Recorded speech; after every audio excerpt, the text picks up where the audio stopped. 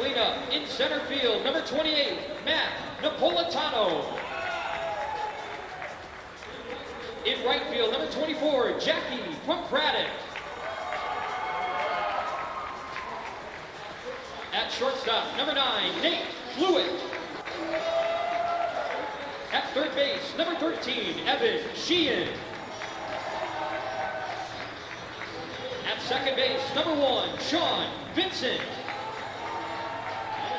And in left field, number 8, Ryan Fabrizio. The assistant coaches of the Mules are Caleb Kitcheni and Donovan Harrington.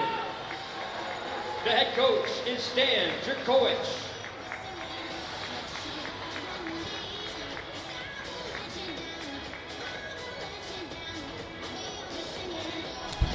Well, hello everyone and welcome here to Manchester. Nick Anastas, Steve Beals with you, getting set for the 2024 NHIAA Baseball Division IV State Championship game between the Newmarket Mules and the Gorham Huskies. Newmarket, the defending champ, looking for their third title in the last 4 seasons. They ended up 13-3 during the regular season and are the number 4 seed in this tournament. Goram, after a 14-2 campaign, are your number 3 squad. Let's go down to the field for the national anthem.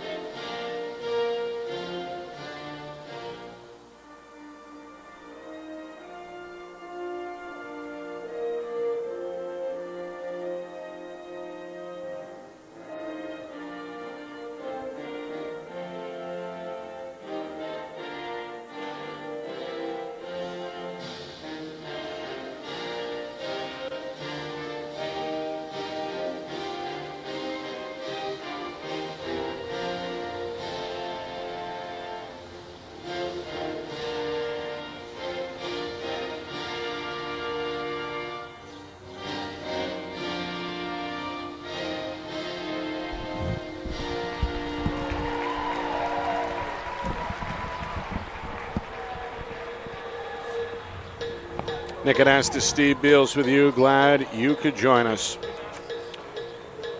Both teams ready for this one. Second state championship game this afternoon on tap here at Delta Dental Stadium.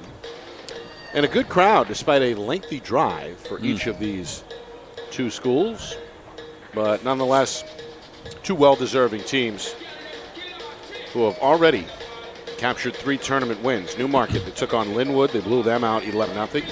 Topped Epping 7-3 and then squeaked by perennially tough Littleton 7-6 to advance to this championship game. Gorham, they did it over Profile in the first round, 13-6. 11-1 over Sunapee. And then 8-2 over a very good Woodsville team. Yeah, those are commanding victories that show the kind of strength of both of these teams. When you post records of 14-2, I mean, that's very difficult to sustain that kind of margin, Nick, in baseball. So that speaks a lot of why these 2 teams are here. Looking forward to see, speaking of which, we talked a couple of times, that's quite a ride coming all the way down for Gorham. I know that area well, lived up there for 10 years, and baseball is alive and well up in the North Country between White Mountain and Lancaster and Plymouth and Berlin and of course, Gorham here making the championship game. That's quite a feat. And it's going to be very interesting to see the pitching matchups here. Don't know a lot about really know a lot about Division IV, so I'm looking forward in this first couple innings, Nick, to see how the pitching unfolds for these teams, because that's such a factor when you can, in all of baseball, but especially as you get deeper in the divisions, a strong pitcher can have a huge effect, arguably even greater than even some of the higher divisions. So looking forward to the game and seeing the kind of talent out there. Newmarket Mules we saw, as you said, Nick, last year, and boy, they know how to hit the ball.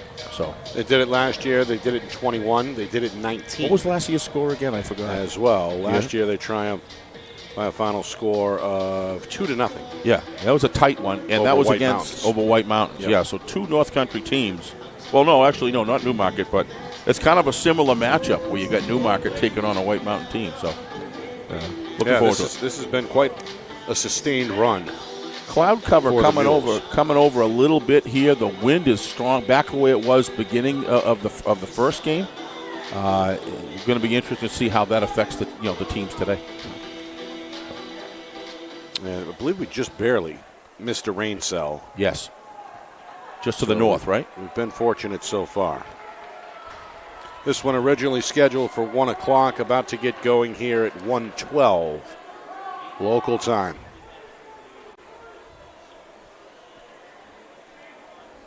As you mentioned, a bit of a breeze, 72 degrees is our temperature at game time. Well, they said weather was going to be iffy today, later on in the afternoon. Leadoff man is Cam Moran. He's going to stand in here from the left side to take on the junior starter Isaac Langlois for Gorham. His battery mate is Gavin Corrigan. Cody Lemieux over at first base. Casey Gilmet at second. Mason Robarge at third. In the hole at short is Jack Saladino. To the outfield in a moment. First pitch floats inside a little high.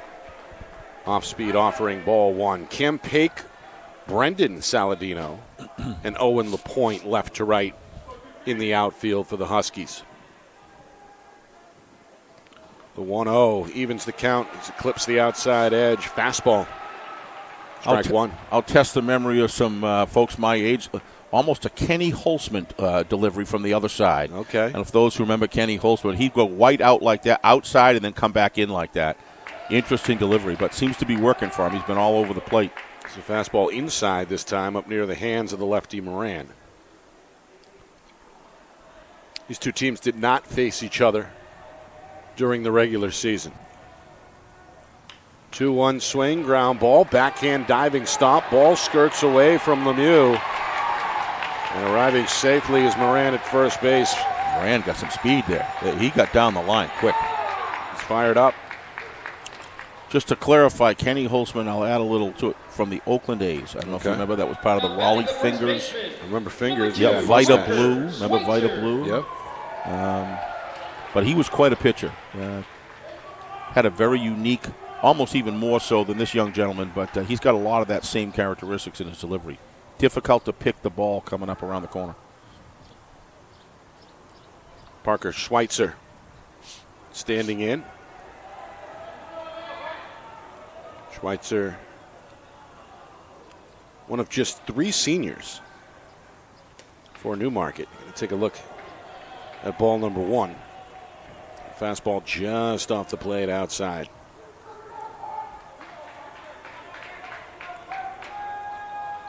Big lead at first for the speedy Moran. Ooh, that was Check close. Throw. Nice move to the plate. Nice move to first, I mean. Wow. Almost got him there, but Moran. Well, Moran's a threat. You can see he's got some speed. Yeah, he's got a 3.5, 4-step lead right now. Another check throw. Yeah, they're going to want to keep him inside that arc there. Moran starts getting outside with the majority of his of both of his legs beyond that little point out there. Then at that point, they got a shot to pick him off, and he's got a great shot if they don't for him to make second base. Swing Wow. and Whoa! finds the gap in the left. Up to second goes Moran. Back-to-back singles for Newmarket. The defending champs off to the start they were hoping for. That was a rope. So Moran followed by Schweitzer, and there's 2 on, nobody out. Now number 22, Jack Pirelli. Jack Farrelly. Make his way to the dish here, another righty.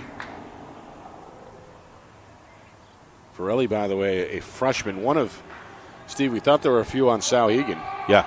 1, 2, 3, 4, 5, 6, 7, 8, 9 listed on the varsity roster for the Mules. Well, that'll be a lot for Division 6, Nick. Never mind Division 4. Right. But understanding Division 4 is probably going to have a better opportunity for more freshmen playing, given the size of the communities and such. But I would agree. That's a lot of freshmen. It's also one of the bigger rosters overall in terms of number of players. All right.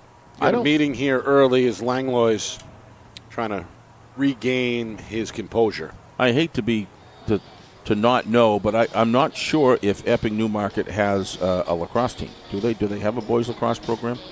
I'm not sure. But that's a good-sized baseball roster for sure. But, of course, they've had it going on. They had a championship team last year, a very popular sport at Epping Newmarket. So it stands to reason why they get a lot of players coming out for the sport. And, of course, as always in high school sports, feeder programs have – whoa, what a rip. This one in the air to left center. To his right is Brendan Saladino. That's a nice play right there. Makes the catch in the alley for out number 1. That's a tough decision for the guy at second base, Nick. With nobody out, I think he made the right one. But, the other option is just when you got to see a ball roped like that, you play the tag and get to third base with one out. That's as good as a bunt sacrifice. So could have gone either way. Matt Napolitano is the cleanup hitter. Sophomore standing in from the left side with 1 down. That's a nice pitch there, inside corner. Yeah, slider. And a strike just above the knee to open the count at 0-1.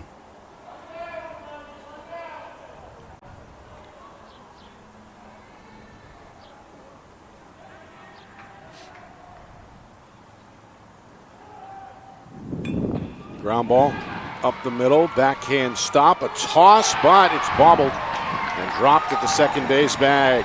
A good initial stab there for Casey Gilmet.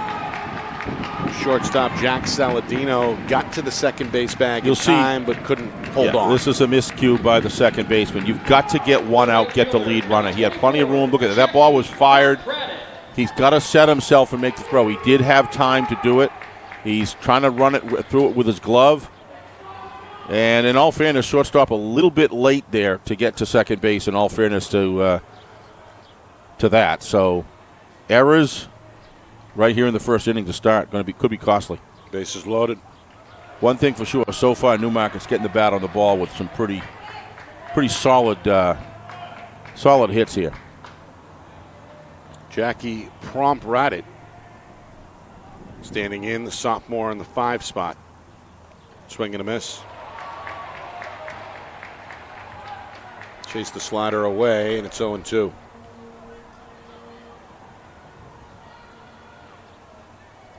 Langlois hoping for maybe something on the ground here. Turn a potential double play to get out of this jam. Keep this thing scoreless. Goes high here. Fastball outside, 1-1. No, 1-2.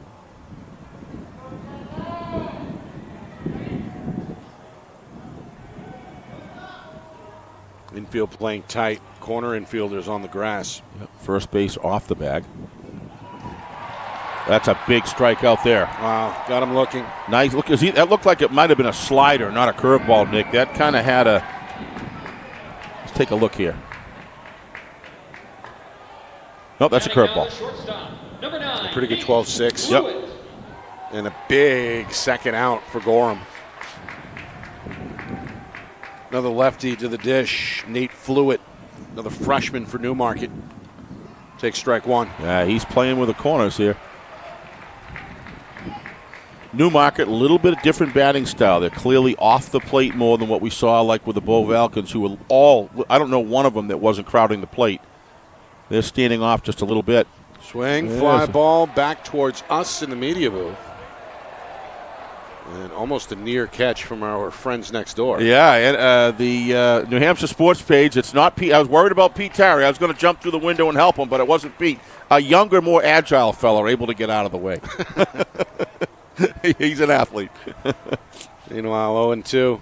Langlois looking to strike out the side. Can't get the call. That one close on an off-speed outside pitch, but it's just off the corner. A good eye shown there by Nate Fluitt. The 6th man to the plate here in this top of the first inning. That one well outside. A little tighter strike zone so far, what I've seen here in the initial first 15 to 20 pitches here.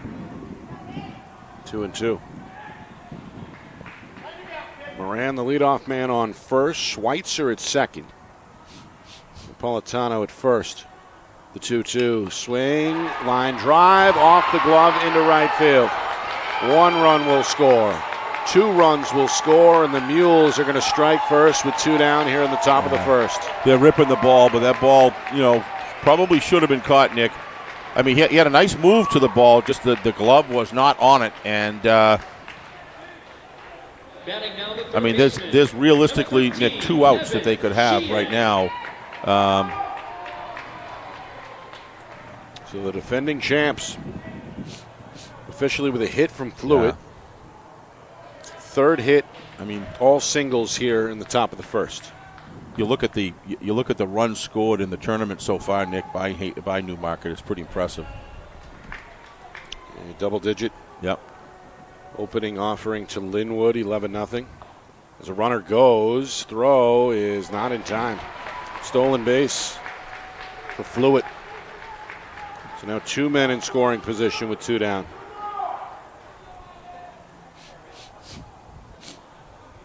You mentioned the run totals. Newmarket 11 in that shutout win over Linwood. Then they beat Epping 7-3 and put up 7 again in a 7-6 victory over Littleton. Gorham has posted even gaudier totals, 13, 11, and 8.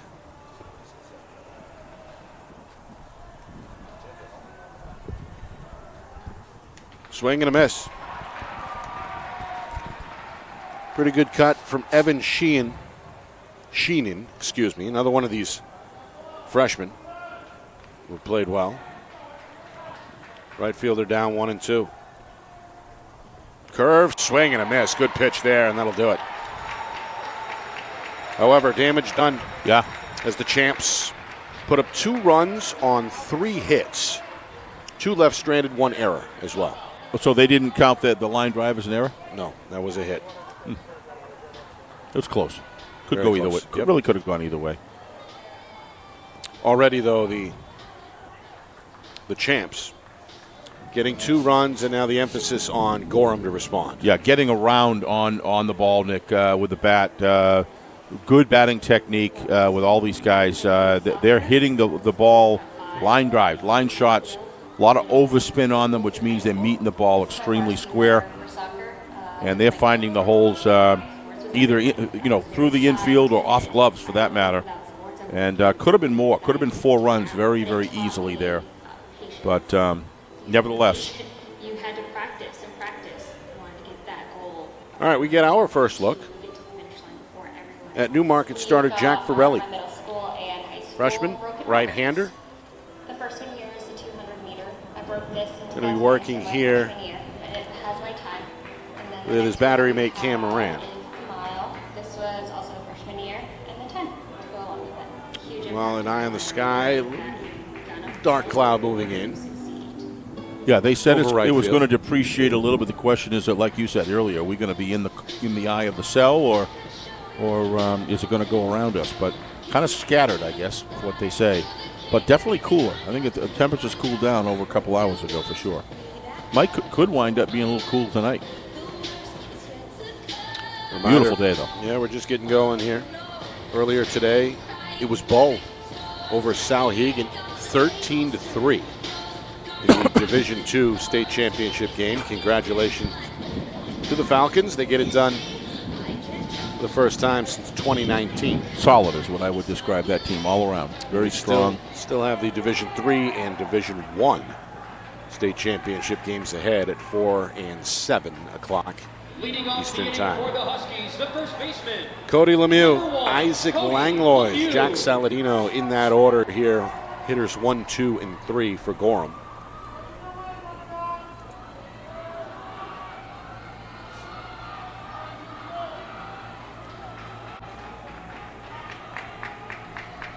First pitch from Schweitzer. The fastball down the middle, strike 1.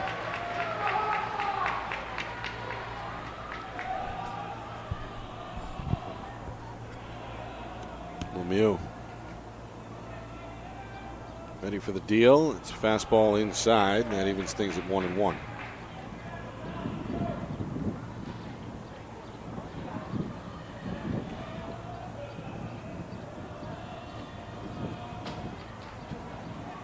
Lemieux, one of 6 seniors for the Huskies. Take this up by the eyeballs. 2 balls, 1 strike.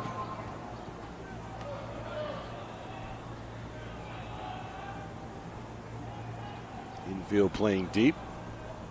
2-1. Ground ball. Yanked towards short. Backhand stop. Long throw. Not going to get there in time. A pretty good effort by the shortstop, Nate Flewitt, to even keep that one in the diamond, but a little too deep there on the offering to first. Pitcher, number 12, Isaac Langlois. Good hustle by the speedy Lemieux to get on board, so it's a base hit for the Huskies. That's what they were hoping for. Bring the tying run early to the plate here. It's Isaac Langlois, the pitcher. Number 2 hitter, left-handed hitter. Schweitzer's pitch is swung on, lifted to shallow left, and it's dropped. And an error in left field. Tagging, then sliding. In at second is Lemieux. So an error each way here, Steve, early on in this first inning. Yeah, I would argue there's more than 2 errors total in this game, but I'd say there's at least 4. But you had the error in the outfield, which caused a base advance earlier too. Almost like a little bit of early on jitters here. They'll probably get this thing under control because, I don't think that's typical of these teams, but a little bit of early on mistakes here that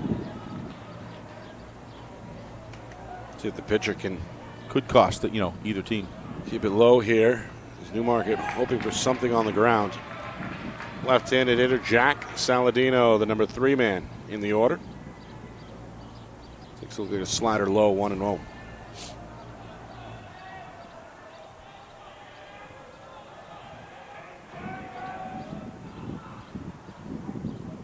And fastball a couple inches off the plate. That's a tough stop right there for a catcher.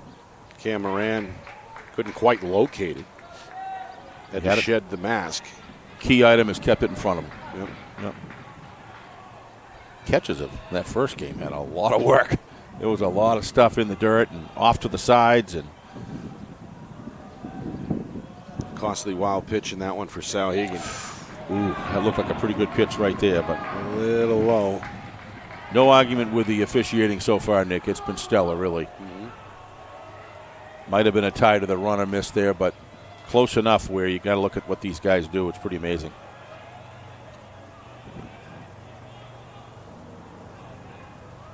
The deal. That is a strike. Ooh.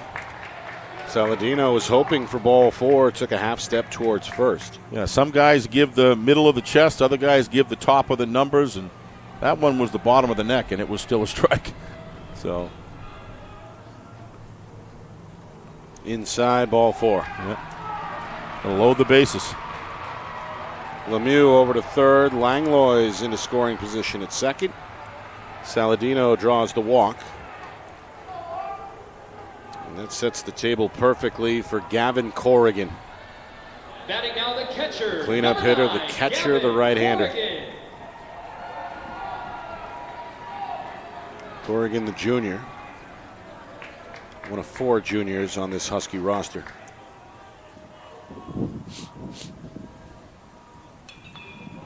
First pitch popped up.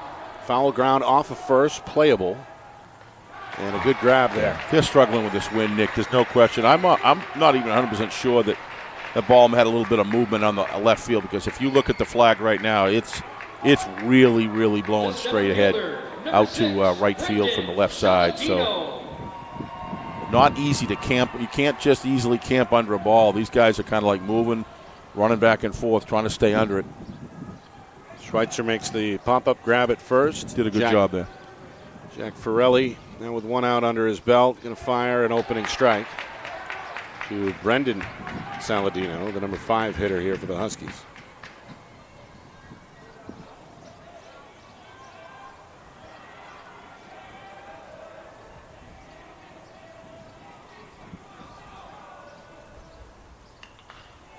This one's softly hit, and it finds the hole. Goram's going to get on the board.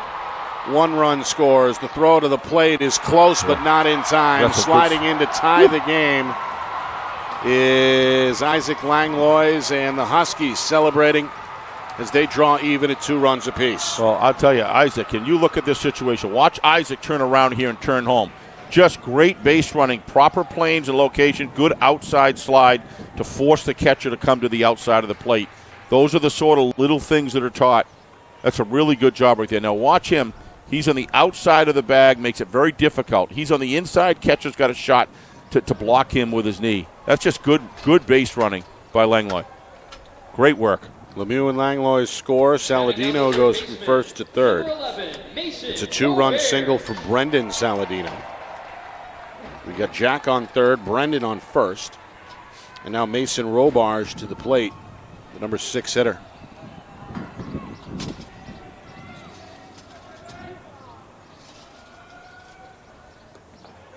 Strike 1. Gorham got some ideas of their own here in their turn at bat. Looking impressive. 2-2 early, just underway. A lot more sign work coming from the third base, as I saw on either team last game, Nick. This one inside. Well, up in Gorham, there's a lot of time to spend on sign work in the gym because they tend to not get out in the field till a little later. And been interesting to watch this communication take place. Both runners taking a moderate lead. Pitch from Ferrelli, Nice pitch. chased by Roberge. Okay, there's also communication here going back between from third base to first base. They may be looking to do a double steal here at some point. Wouldn't surprise me. What do we got for a count? 2-1. Probably a good time to go. We saw the double steal work for Bo in their win over Sauhegan. Oh, There's a bunt instead. It goes to the mound. It's bobbled by Ferrelli. He does gun to first in time. Well, I saw the call, but it was a bunt call rather than a double steal, Nick. So these guys on Gorham here communicating very well. Good execution there in the bunt. Sack bunt, RBI for Roberge as Jack Saladino scores. Meanwhile, the hustling Brendan Saladino went from first to third. So Gorham has scored 3 runs here in the bottom of this first inning. They take their first lead, and they're looking for more. As Casey Gilmet, the number 7 hitter, stands in from the right side. First pitch in the dirt, low and away, ball 1.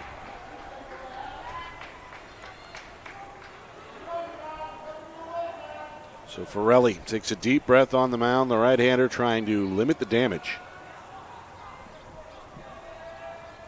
Base runner is Brendan Saladino. He's got one eye on him as well at third base. Swing and a miss.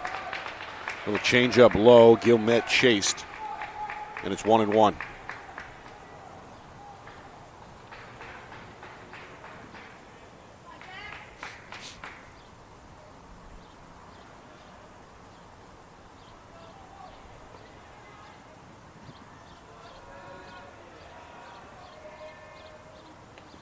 Strike. Yeah, good inside corner pitch right there. Yep. Delivering from right over the top there. I know how that feels. You start running into a little bit of, you think there's strikes, but they're a little bit outside the strike. Just come right over the top, get the strike you need, get ahead of the batter. Fooled Gilmet there. Yep. 1-2. Swing, softly hit grounder to short. No problem this time for Fluid. Got him. And the throw is low but in time. Nice job. The Schweitzer able to do some gymnastics to pull that one in at first base. But Gorham, they make a statement. They score 3 runs on 2 hits. 1 error, 1 left stranded. Yeah. And it's a 3-2 ball game after 1. Newmarket back to the dish as the champs look to respond when we come back. You are watching the 2024 NHIAA Baseball Division IV State Championship game right here on Friday Night Lights New Hampshire, broadcasting in conjunction with the NFHS Network. Our broadcast today, as it always is brought to you by Beals Insurance Agency, with locations now in both Bedford and Londonderry. Whether you need home, auto, or business insurance, Beals Insurance will get you both the price and quality coverage that's right for you. Just call 603-471-9999 or visit BealsInsurance.com to request a free quote and start saving money today. Again, that's BealsInsurance.com.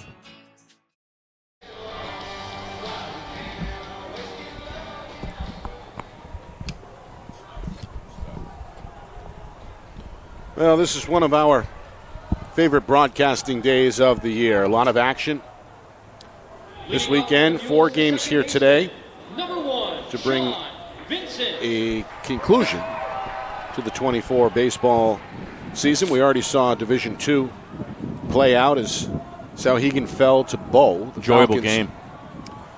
With a big third inning to key a 13-3 win. Yeah, but they got 8, right? And then they come back and they get 13 and just push it more. They were just the team today. It was their championship. They grabbed it.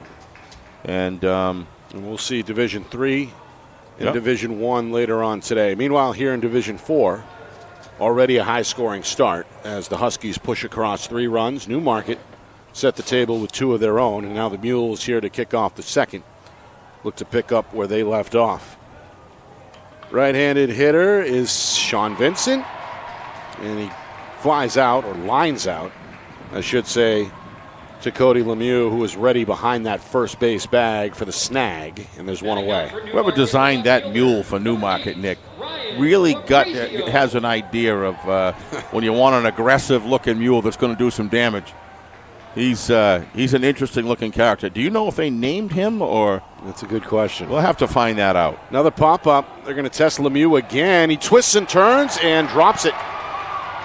He's Trying out. for second is Fabrizio, and he is gunned down. Tried to bite off a little more than he should have there. I mean, you got nobody out. Top guy. You got a guy on base. That's not the risk level you want to take to try to get to second base there, Nick. Little bit of a judgmental error there. But again, once again, look at that wind and that flag out there going full gale there. And that has had a huge impact on his inability to be able to get under that ball and catch it. Watch. You're going to see him. He's just in total confusion there. He thinks it's going, then the wind takes it, and then look at that. It's so difficult for these young men to be able to track these balls down. Back to the top of the order, leadoff man Cam Moran with 2 down, hoping to extend the inning.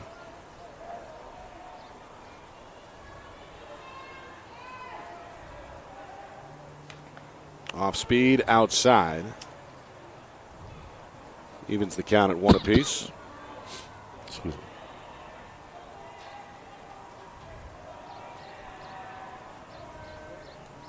Moran, a check swing, did not go. Scratched out an infield single. And was brought around to score in his first at-bat to lead off the game. Watch this guy go down the baseline. He is fast. This one well hit to straight center. Backing up, Brendan Saladino. One-hand overhead grab in the midst of a back pedal. A quick 1-2-3 inning here in the top of the second. And our score remains the same with the Huskies holding on to a 3-2 lead. Yeah, this wind here has already affected, I would say, arguably at least 3 balls, Nick, that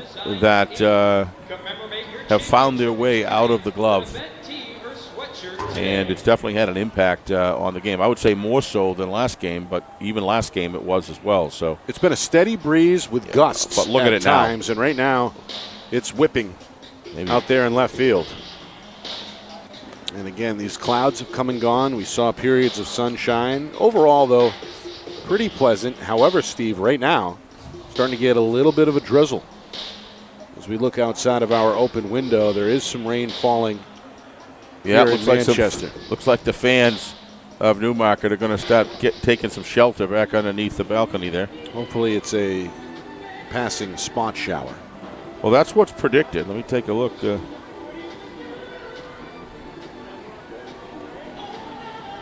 Nothing too hard. The umpires seemingly unconcerned down on the field. We did see a delay last year on championship weekend of about an hour and a half or so. Yes. Looks like it's picking up here. You're right. I was hoping we could avoid this, given our tight broadcasting schedule today. Not just the 4 baseball games, but the Division I boys lacrosse state championship comes your way as well at 5 o'clock Eastern between Bedford and Bishop Girton. Meanwhile, for Gorham, they've got hitters 8, 9, and 1 due. Owen LaPointe would lead things off, followed by Cam Pake and Cody Lemieux, Isaac Langlois if necessary.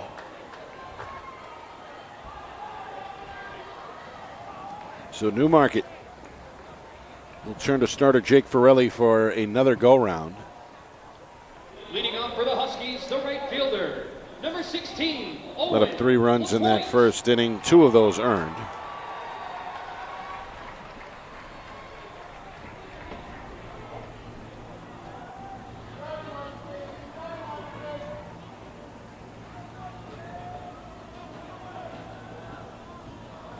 The right-hander LaPointe stands in, takes a cut, and falls behind 0-1. Little changeup there on an inside pitch from Forelli.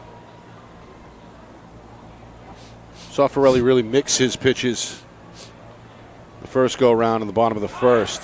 They come with a straight heater here, well placed low. Yeah, he's been getting more comfortable here towards the end of the first inning into the second now. He's got this delivery where he's coming directly over the top, and it's really working well for him. He's getting ball movement off of it. Fastball there just outside. Yeah, nice frame by the catcher, but this umpire is knows exactly where his strike zone is, and he's going to stick to it. 1-2 for LaPointe. Curve. Yeah, that's actually low and inside. I think that's actually a slider.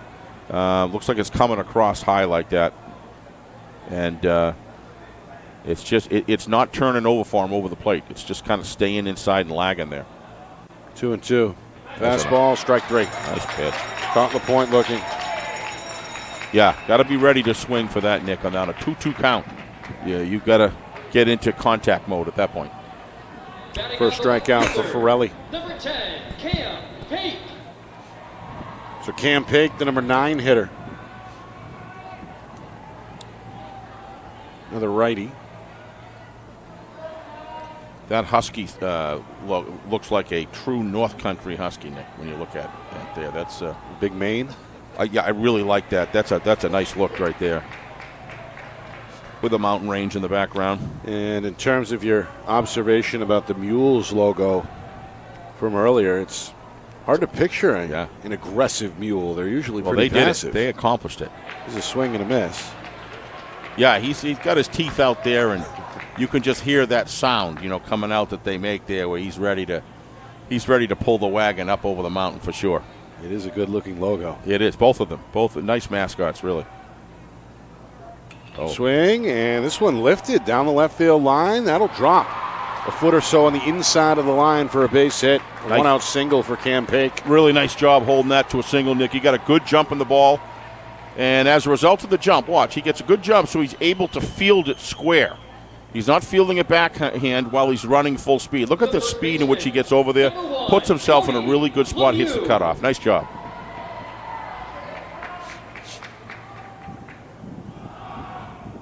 Yep, nice work. Great camera work, too, guys. And it's Ryan Fabrizio out there in left. You're right, read it well. Ooh, So one on, one down, and we go to the top of the order for Cody Lemieux. He's able to beat out an infield throw his first time around. He scored one of 3 runs for Goram at the bottom of the first.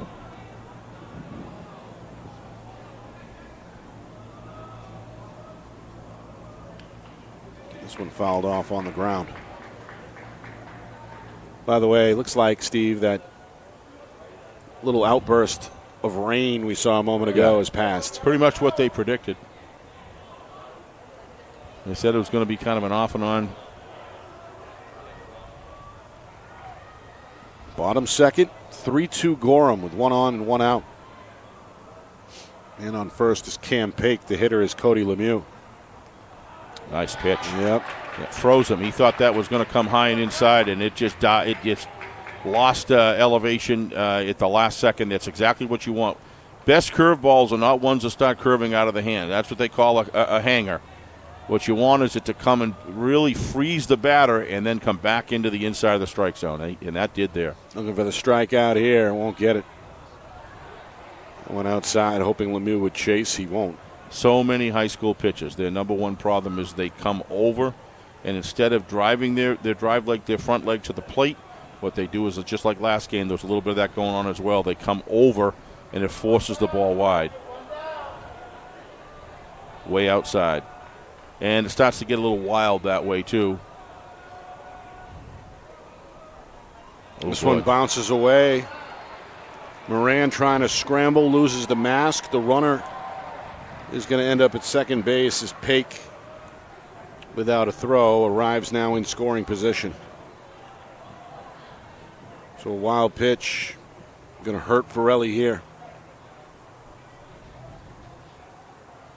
You can see there it hit the dirt in front of the plate. So Forelli head on a swivel now with a runner on second.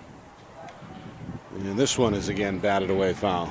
It'll stay 3-2.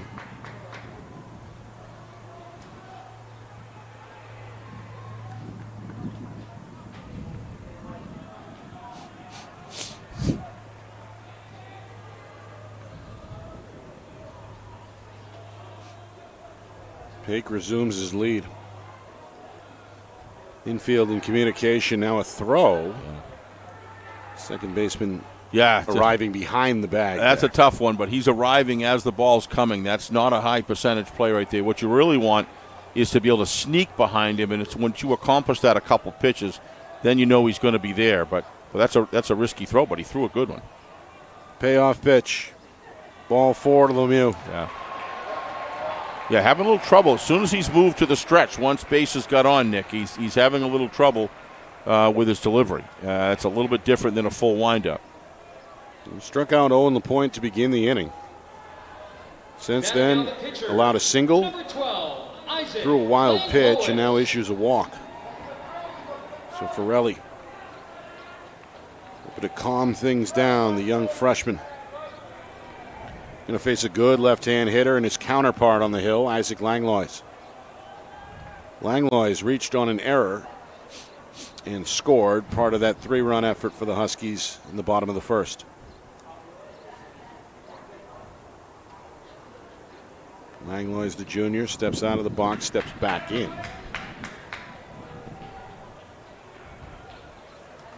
Pake on second, Lemieux on first. First pitch to the lefty is in for a strike over the outer half of the plate. Looked like a fastball. Well, he can start throwing more of those, Nick. He's going to be freezing a lot of batters because it's starting off outside and it's just starting to taper in with his delivery. So let's see how he delivers the ball here. The 0-1. Yeah, this one again in the dirt. Throw from Moran to third is on line but late. Another wild pitch. Starting to add up. Is Pake now 90 feet from the plate. Is that 3 or 2? I know 2. Yeah, 2. Okay. Huskies threatening to add on to their lead. Meanwhile, Lemieux stood put. So now we have runners on the corners. Again, still one out. Of course, the Mules defense would love to see something juicy on the ground here as a potential double play. Meanwhile, it's 1-1 to Langlois, the lefty. That's really what they need to slow this down.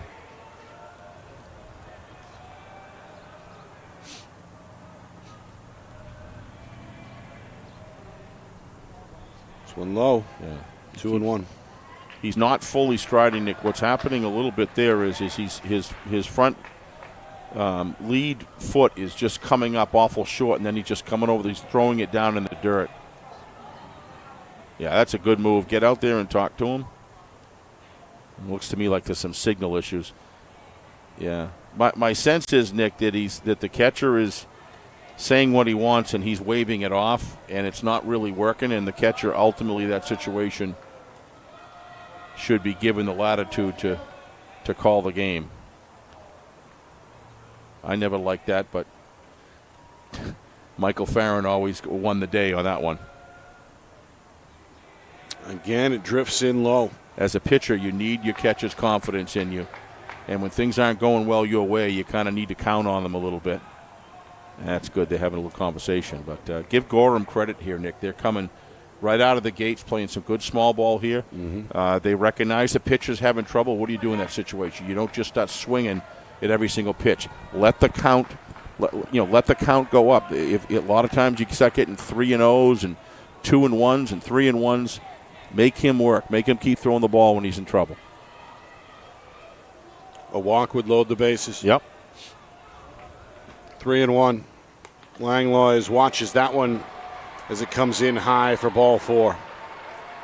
Lemieux going to jog to second. Pake stays put at third. Langlois now on board at first. Bases loaded for the number 3 hitter, Jack Saladino. Just checking on. Is the third base coach the head coach as well? That's typically the first base coach. Well, I'm just the asking. head coach is usually on the first base side, I should say. Well, or in the dugout, but or in the dugout. Yeah, but the teamwork going on here between calling the signs to the batters and the runners, and working in conjunction with first and third is really impressive with this team. Big swing. This one goes off the leg of Jack Saladino. These guys are scheming, Nick, every single play, and the kids are dialed. The young players here are dialed in.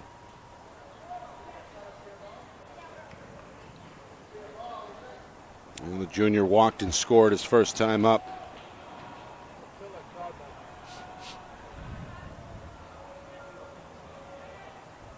Ferrelli, the high off-speed pitch.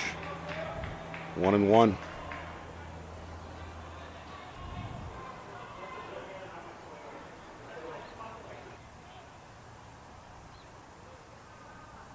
Huskies hoping to build on a 3-2 lead. One hit could deliver 2 right here.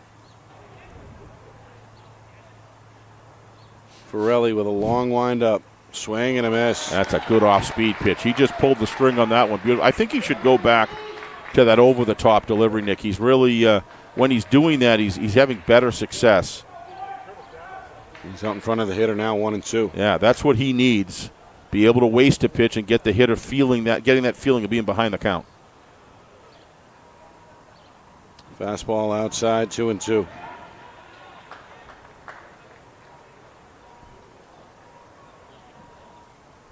Dangerous power hitter in the on-deck circle. That's the cleanup man, Gavin Corrigan. Yep.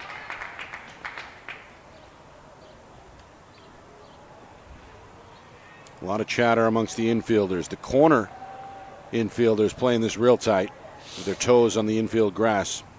The 2-2, fastball low, and the count full yet again. Yeah. A walk would drive in a run. There's my... Well, back then, Pony League coach Rick Tino used to always tell me, don't aim it, throw it. And it gets to the point where you start trying to aim it. Payoff pitch upstairs. Now he's just trying to fire strikes. Sometimes you just got to get up there and throw it, work yourself out of it. But, boy, you got to give – this isn't just the pitcher, Nick. This is Goram doing the right thing, listening to the coach's signs about being very selective about what they hit. When a guy's in trouble, don't rescue him. Make him work the count up to 2 strikes at this point. When it gets this bad, everybody's got to take 2 strikes before you hit to make sure that there's an opportunity to keep advancing the base runners. So 3 straight walks issued by Ferrelli. And the freshman is going to have a visit from his head coach and the rest of the infielder.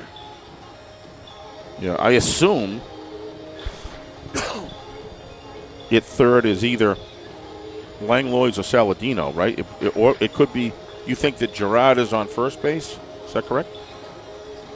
I'm wondering. This guy at third base he's got a... Well, you see the conversation there. Well, I'm looking at the conversation out here. Oh, right, yeah. So are you on the return. Corrigan, the hitter, set to stand in. Yeah. He was the cleanup man, the catcher. and is 0 for 1. He's just done. He's got the kids dialed in. Everybody's looking to hear what they believe in what this guy's selling out there at third base, and he's very much in command of the game. He knows exactly what he wants to accomplish with his base runners on, taking into account the hitter that's up, the type of hitter they are. He's aware of he's dealing with he's carrying a whole bunch of different elements of the game, Nick, from the third base coach position. Doing a great job. Bases loaded for the cleanup hitter. Take strike 1. Look at every single Husky looks right at him as soon as they get themselves back to the base.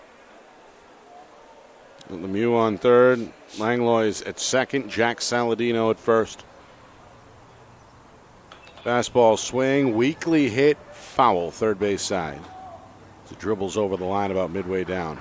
I don't know why he wasn't running home from third. It's a forced play home. But he must have seen, he probably had a good look at that it was going foul. Watch the replay. You'll see.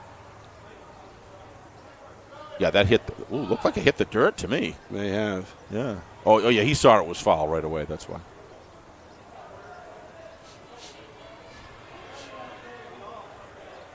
Oh and 2. Pirelli's pitch outside. Frame job there from Cam Morin. Could not convince the umpire. Yeah, that's a heck of a feat when you got to bring it in about 10 inches, Nick. But he tried. Yeah.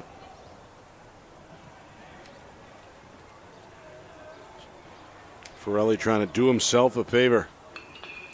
Corrigan puts it on the ground. Bobble for a second, and the throw is off target at second base. 1 run will score. 2 runs will score. They're trying to bring home a third, and they'll get that as well. A costly error for Newmarket. Turns into 3 runs. Corrigan clapping his hands at first as the lead extends to 7-2. It is clear that base running is a big deal for Gorham, Nick. Watch first base if we can get this. Him on first base, watch.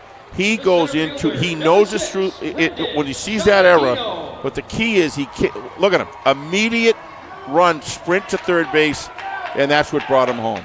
That's just good base running. He sprints to second, beats the throw, sees there's an error, looks back, immediately sprints to third, and is just running with the kind of vigor you want your players to run with. And they're doing a whole bunch of things right. Is that a balk? We got a balk. Was that the third balk today? It's the first against Pirelli. No, but I mean, there was between today. I mean, saw 2 earlier in the D2 final. 3 of them. So Corrigan goes up to second. And again, out of the dugout comes Newmarket head coach Stan Jerkovic. Or Jerkowic, excuse me. Coach Jerkowic. Not happy with the umpire's call there on the balk.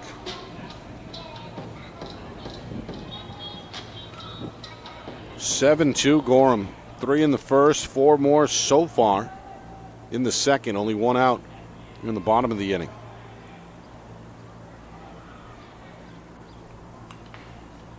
Swing. This one lifted by Brendan Saladino into the 6th row off of right field.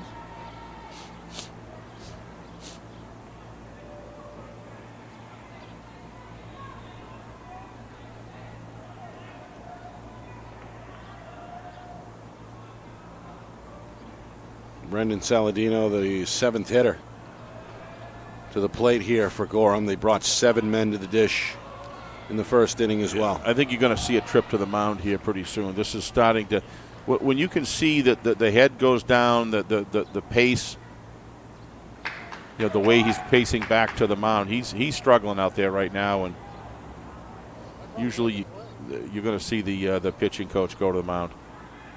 Quick throw to second. Back head first with the slide is the runner Corrigan. When the officials are in the right spot, it's usually an easy call. And these guys are Johnny on the spot every time. Saladino had a 2-run single back in the first inning. Trying to go 2 for 2 here. Not going to swing it that well outside. Cam Moran's getting a heck of a workout behind the plate there, Nick. He's on his knees in the dirt almost every other pitch.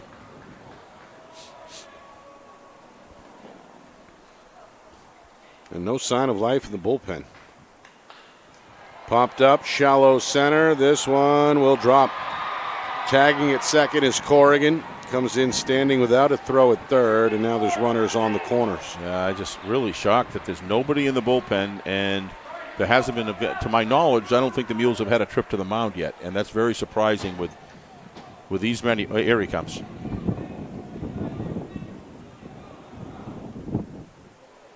Little overdue in my mind. I've been out there when it was 5-2 earlier, just trying to, because his mechanics clearly aren't working right. He's struggling. And a lot of the same consistent things going wrong there, Nick, with balls low and outside in the dirt, and it's basically the delivery. And a little surprised maybe didn't go out there early and tried to talk to him about that and try to straighten that out. So Ferrelli taken off the mound. Yeah. He'll be replaced by Evan Sheenan. You don't see that very often. Usually you see a trip to the mound, try to correct what's wrong, Nick, and then you go out second time. If it doesn't work, you replace him. But that's not common that you just see that many runs and that much difficulty for that period of time, and then just go out and make a pitching change with no. But again, if you've got one of your starting players on the field that's the next best pitcher, what are you going to do? That's nothing you can do there. That's a roster issue, but. So Ferrelli done after just 1 in the third. Yeah, it just wasn't his day today. Just kind of, but you could see the last 5 or 6 batters, it gradually got worse. Where he was just kind of walking back to the mound slow, just saying, I don't know what to do. I can't. That's where the catcher tried to work with him a little bit earlier, but that happens even to the best pitchers. Sometimes it's just not the. 4 hits allowed. Gave up 7 runs, 6 earned. And Corrigan, who is the third base runner, was also yes, would be an unearned run. So Evan Sheenan, another right-hander. He's getting warm here.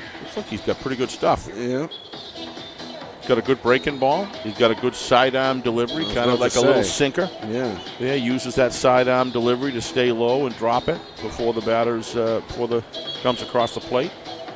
Got a good fastball. Got 3 different deliveries that I saw just in there from 3 different places. He's going to inherit 2 runners, 1 on first, 1 on third. And he'll face Mason Robarge. Errors have been a factor in this game, Nick, too. I mean, errors at inopportune times, which have extended the innings, have definitely cost Newmarket.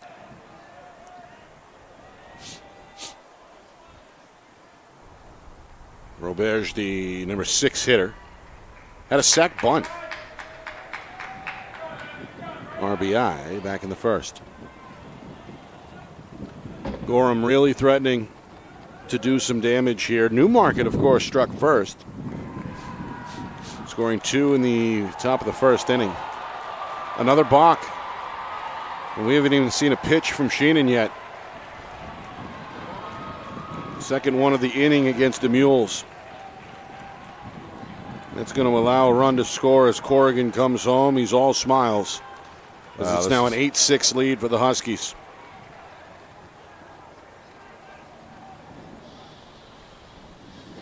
A nightmare of a second inning here for the defending champion Newmarket. Well, they're having a meeting of the minds out here between head coach, pitcher, and umpire and official third base side that called the balk. Looks to me like it's an issue with the rubber, where I believe, if I'm not mistaken, he's stepping on, stepping off, and then stepping back on again. I could be wrong on that, but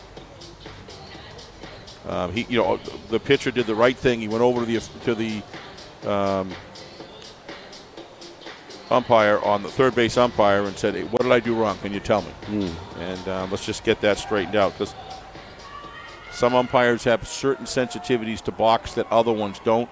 The obvious are all called, but that one looked a little bit on the edge there. But clearly he knew exactly what he was telling the pitcher. So You can hear the Husky fans who made the multi-hour drive south. Yeah. Trying to uplift this team, enjoying this second inning. That would be a big thing for them to take a championship home. It's their first appearance in this championship spot since 2014 when they finished as runner-up. Swing and a miss. Roberge a little late on that cut. Good fastball offering by Sheenan. Yeah, I think that's what you just said. It's the good fastball that caught him off guard a little bit. So he kind of has a slow windup, and then he lets it go. This one is low. By the way, the rain has picked back up. I see it. Yeah. Although, for the most part, it's a clear sky overhead. Goram's got quite a group up there under the balcony already. Yeah, big student section. This one off the end of the bat and foul. He's got a nasty curveball there.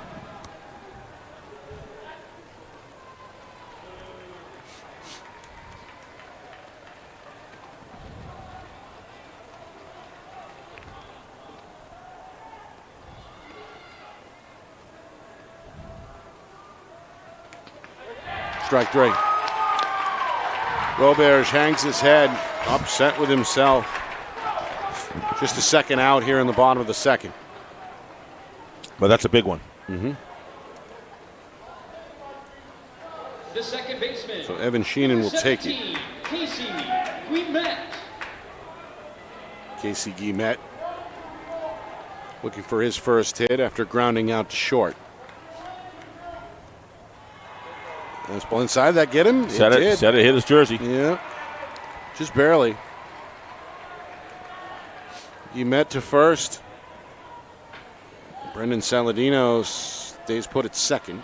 The right fielder, number 16, Owen LaPointe. And we go back to Owen LaPointe, who way back when led off this bottom of the second inning. He was guilty of looking at strike three against Jack Farrelly.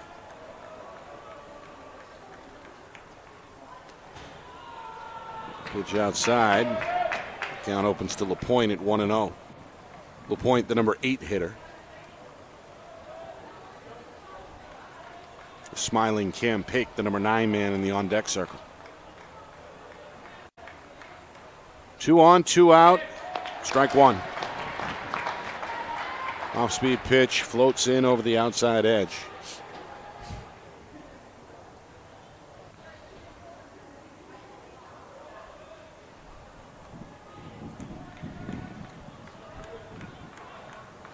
Swing and a miss.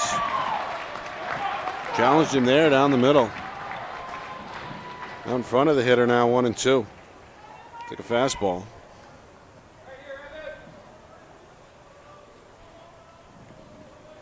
Huskies trying to keep this big inning going. Swing and a miss, and we're going to head to the third. Well, he came in, did the job. Yep. Stops the bleeding, but not before the damage was done. 5 runs on, let's see, just 2 hits, an error, and 2 men left as we head to the third inning. Gorham, a big lead early, 8-2 in this 2024 NHIAA Baseball State Championship game here in Division 4 on Friday Night Lights, New Hampshire, in conjunction with the NFHS Network. Well, the defending champs have work to do. Newmarket trailing Gorham. A score of 8-2 as we begin the third inning. Nick Anastas, Steve Beals with you. The Mules, hitters 2, 3, and 4 at the plate. 2 to the plate. Parker Schweitzer is at the dish. He'll be followed by Jack Farrelly and Matt Napolitano. Third inning of work for Isaac Langlois. Got roughed up a bit to begin the game. Gave up 3 hits and 2 runs in the top of the first, but settled down in the second. And he gets Schweitzer to chase outside here. 2-1 the count. Schweitzer is 1 for 1 with a run scored. Gorham with 5 runs in that second inning to open up, obviously, their biggest lead here early, 8-2. In the process, they knocked out starter Jack Farrelly And as a result, Langlois with a comfortable lead to work with as he begins his third inning of work. Schweitzer missed on the swing attempt. It was dropped by Cam Moran. Make that Gavin Corrigan, who throws it up the line to first to complete the strikeout. Let's give Brendan Saladino a little bit of credit there. Look, watch him. This is how a catcher's supposed to do it. Gets out in front. What does he do? He gets out away from the runner so he doesn't throw it near his back, and he gets it to the inside position of the first baseman. Just little things, Nick, that make the job easier and work to a higher percentage. Good job. So here comes Forelli. That's close. Forelli, one of 9 freshmen on this Newmarket roster, got the start here in the big championship game. But as we mentioned, knocked out in the second inning after surrendering 7 runs, 6 of those earned. Yeah. This one is fouled off the upper deck door to our right. 1-1 here to Forelli. Reminder, the Division III state championship game scheduled for 4 o'clock Eastern. And then Exeter and Pinkerton meet in the Division I finale. Meanwhile, a deep throw from the hole in time. Jack Saladino to Cody Lemieux to get the runner by a step. So Forelli is now 0 for 2. And Matt Napolitano will look to stretch things here for Newmarket with 2 down. Matt Napolitano. Well, let's see here. Napolitano able to reach on an infield error. The lefty stands in, swings at the first pitch. It's driven on the ground to second. Casey Gilmet is ready, and an easy throw will complete the 1-2-3 inning. No problem there for Gorham. As we head to the bottom of the third inning, the Huskies' 8-2 lead is still intact. That's a big inning for the Huskies to get out of there, Nick. After you score, you build a nice substantial lead. The first thing you want to do is have an easy inning, get out, get inside the offensive heads of the opposition and get your bats back out there and hopefully extend the lead. Gorham seemed to be cruising along pretty well right now, but it's only the third inning. Bottom of the third inning, it's far from over by any stretch. But Newmarket has been known. They can fire up some runs, put them on the board clearly. So yeah, they just need to have this pitcher settle down, kind of hold the ground from here on in and see if they can make a couple innings with a run at it, getting back into this game within 2 or 3 runs. So another inning of work for Evan Sheenan. Started today at third base, swapped spots with the starting pitcher, Jack Forelli, who is now over at the hot corner.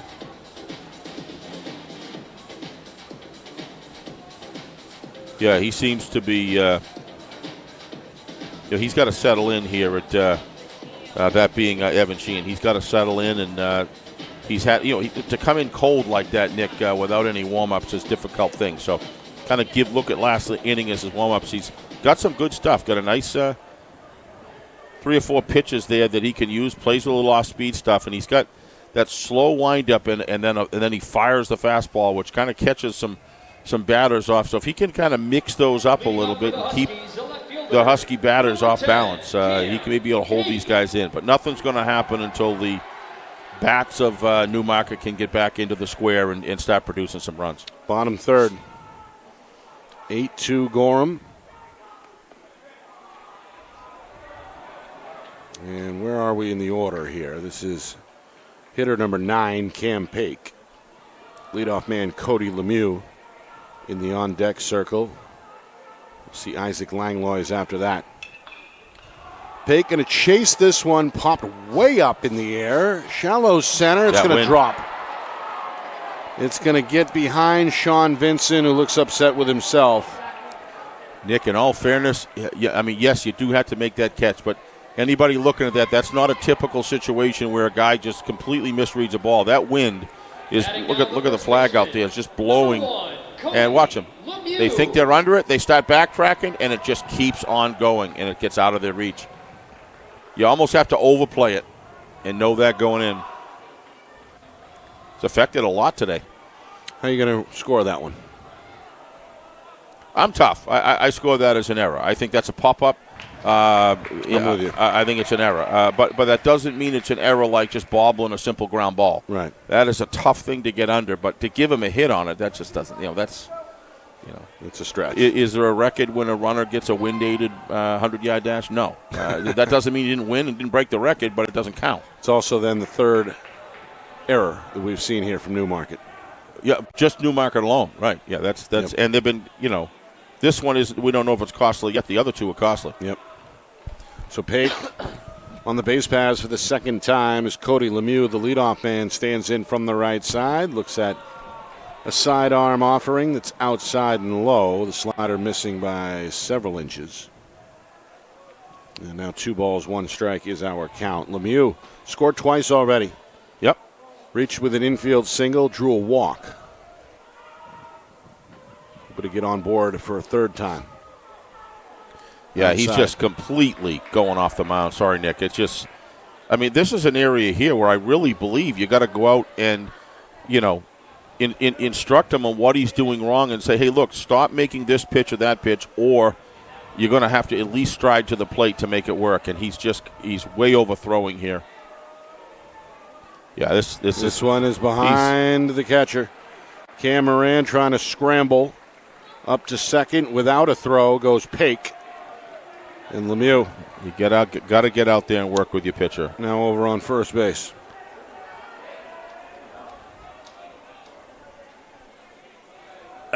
These are valuable runs that are being scored in the middle of the game. Now is the time. You got to have an analyst on the staff to say, hey, what is wrong? What's going wrong mechanically? Because this kid's got some good stuff. 2 on, nobody down. Isaac Langlois from the left side. Came to the plate that time. Better pitch. A little outside, though, on the off speed. It's 1-0. Langlois has reached twice, scored twice. Once on an error, once on a walk. Base runners taking leads for the Huskies. This one is down the alley for strike 1. Unchallenged on the fastball. Perfect placement. Trying to look at the weather here, and it's just very difficult on the radar to see. It's kind of got little swells are kind of forming and then going away. That's a good job to the hole right there. Yep, backhand stop on to third for the force. That's a nice play right there. Score at 6-5 for out number 1. Yep, very good play. They needed that too. When you got a struggling pitcher, every defensive opportunity's got to be executed for outs. The shortstop. And that can just getting a pitcher out of an inning, allow him slowly to get in his comfort zone. But I'm sure. We'll bring up Jack Saladino, the number 3 hitter. He's walked and scored twice. From the left side, looks at ball 1. Off speed, about a foot outside the edge. Yeah, the weather's been funny. The sun is now out. The rain has stopped. And it looks gorgeous. The breeze not as pronounced coming in from left field. But all in all, can't complain. Got the day going early. 10 a.m. start in the D2 final. Bo went on to beat Souhegan 13-3. And again, the Division III and Division I state championship games coming up later on here from Delta Dental Stadium. Well, and this young man is on, and his mechanics are good, and he comes to the plate properly. He's got some nice stuff. Got a very sneaky windup. Watch his windup's kind of slow, and then whammo. There Swing, you go. pop up, playable. Where is it? In front of the second base bag. Catch made on the grass by the shortstop. Flew it for out number 2. Last guy you want on the field to be catching you the ball is the pitcher. Under any circumstances, they're not regular fielders. And that's a great job by him coming in and getting the heck out of the way and letting a shortstop come in and make the play. So 2 pretty important outs there, I feel, if Newmarket's going to have an opportunity to work their way in the 4th inning back in this game. So not allowed to run yet in this 3rd inning. No, and it's not over by any stretch. But now 2 down and 2 on. From the right side is the cleanup hitter Corrigan, who looks at ball 1. Seems to be a right-handed batter issue, with Evan. Every time there's a right-hand batter up, it's almost like, they're crowding the plate. So you're going to make, anytime a pitcher's struggling, you crowd the plate, make it difficult for him. Swing, That's belted a to welt. left field with some depth. Fabrizio, though, is there. And he makes the catch. That's a heck of a welt against your pitcher, but that's a good, well-hit ball, but he's out of the inning. Yep. And he can say, hey, I can go sit down right now and begin to collect myself and build strength inning by inning, and hopefully my team can get some runs. But give Goram a lot of credit right now. There's a lot of good high-level base running, properly managed base running, well coached, and these kids are dialed in, and they're doing all the little things in between that are helping giving them that big lead. Our broadcast today, as it always is brought to you by Beals Insurance Agency, with locations now in both Bedford and Londonderry. Whether you need home, auto, or business insurance, Beals Insurance will get you both the price and quality coverage that's right for you. Just call 603-471-9999 or visit BealsInsurance.com to request a free quote and start saving money today. Again, that's BealsInsurance.com.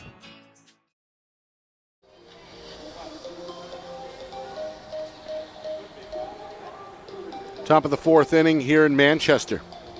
Nick Anastas, Steve Beals with you. 8-2 is the Gorham lead over Newmarket in this 2024 NHIAA Baseball Division 4 State Championship game. Newmarket, the champs. They won it last year. They won it in 21, and they won it in 19. But after initially scoring 2 runs, it's been all Gorham since, as the Huskies crossed 3 in the first, 5 more in the second. They knocked out Mule starter Jake Forelli and have given a pretty good cushion here to their starter, Isaac Langlois, who begins inning number 4 on the hill for the Huskies. I just think the Huskies have got the whole package working. You got there's three elements. Is your defense will throw the pitching in there. There's actually 4. There's your offense, and then there's the coaching that goes back in between. And all 3 pieces of the Gorham OD and the whole coaching on the base paths and the overall communication between the players, that just really dialed into their coaching staff. And they seem to be coming here, Nick, with a game plan, and we're watching it being executed out in the field with precision. So don't want to make more of it, but you can see it out there. This team is ready to come to play today. It's been very crisp through 3 innings. And Gorham has jumped out here. Peter Gerard is, of course, the head coach. It's the first trip to the state final since 2014 for Gorham, when they finished its runner-up. Meanwhile, Jackie Prompt-Radit looks at a pitch in the dirt, evens the count at 2 apiece. Prompt-Radit struck out looking his first time up. He's the number 5 hitter. Nate Flewitt, Evan Sheenan due up after. 3rd, 4th time I've seen both pitchers look at the mound afterwards when they land their step. They turn around. So I don't know if there's a pitcher has a perfect right, Nick, to ask the field crew respectfully to come out and just do a quick rake out of the front of the mound. I mean, there's 2 games on this thing right now. 1.5 games have already been played. That's a lot.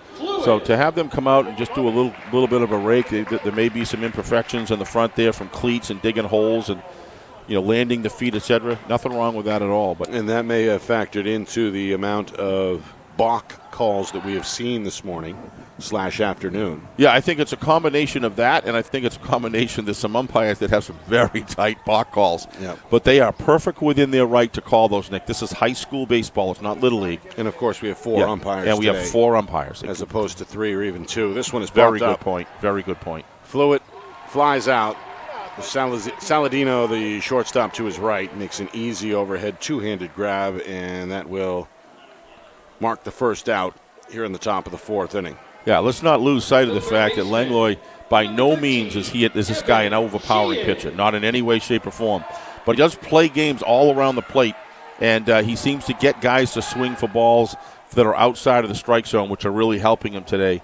But, he's going to have to keep this up because he has the Mules on a little bit of a defensive batting-wise, but these Mules can come out anytime and start and rack off 6-7 runs in an inning with ease. They touched up Langlois a bit to begin the game. Yeah. 2 runs on 3 hits.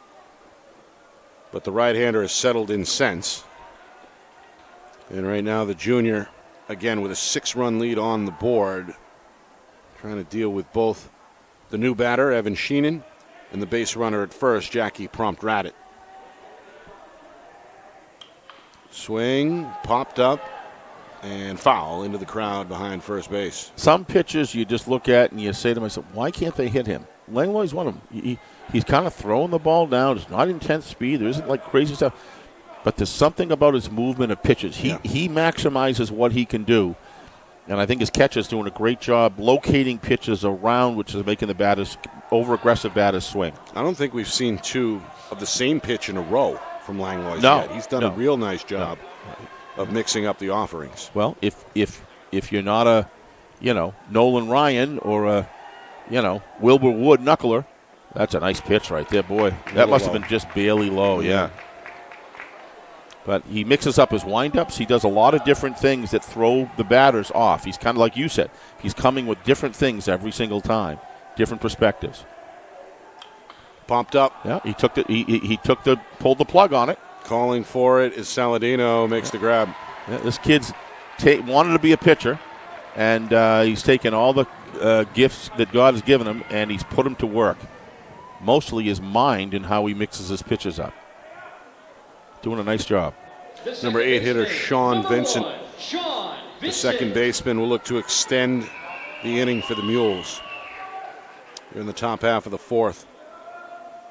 Prompt-Radit with a 3-step lead off the bag at first.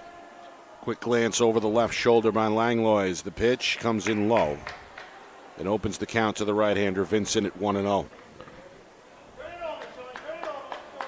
There's 2 down here in the top of the 4th. The 1-0, that's a strike. Fastball over the outside half.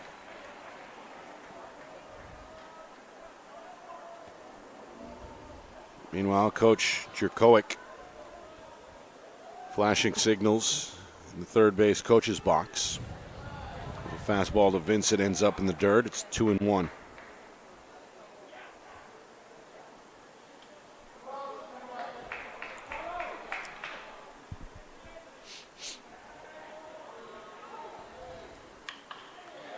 Bouncer gets by the third baseman. Roberge dove forward, but couldn't quite track it. And a 2-out base knock for Vincent keeps things going for the Mules as Prompt-Radit ends up at second. For those on replay, this is like the worst place to get a hop.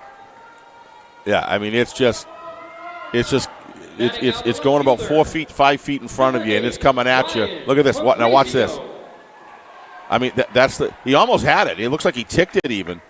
But that's a tough stop right there, especially off to your left like that. Could he have made it?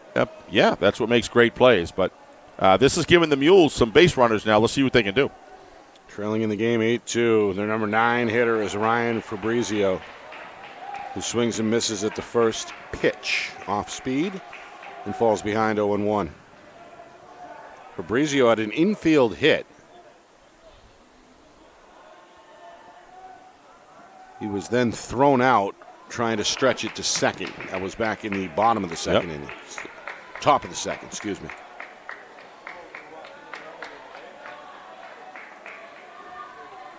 Vincent at first, Prompt-Radit at second. Fastball a little high.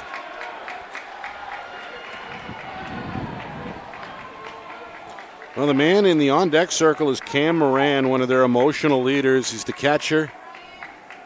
He's trying to fire up the bench, fire up the Mule student section as well. Swing and a miss. Yeah. Fabrizio chased it. 2-2. Langlois trying to escape without any damage done. If he can get out of this, trying to keep it a 6-run difference. It's going to be a big thing for Goram. That's off speed and outside. Yeah, he just missed that. See, did you see his dejection? He said, he wants his catcher to push that ball up. Did you see him? Looked a little frustrated. You're yeah, right. He's feeling emotional. He felt as though his catcher should have framed that a little bit better. That's easier said than done. Right. Runners go. There you go. What a pitch. 3, and that'll do it. This kid's emotional now. That's emotional in a good, contained way. His confidence is building.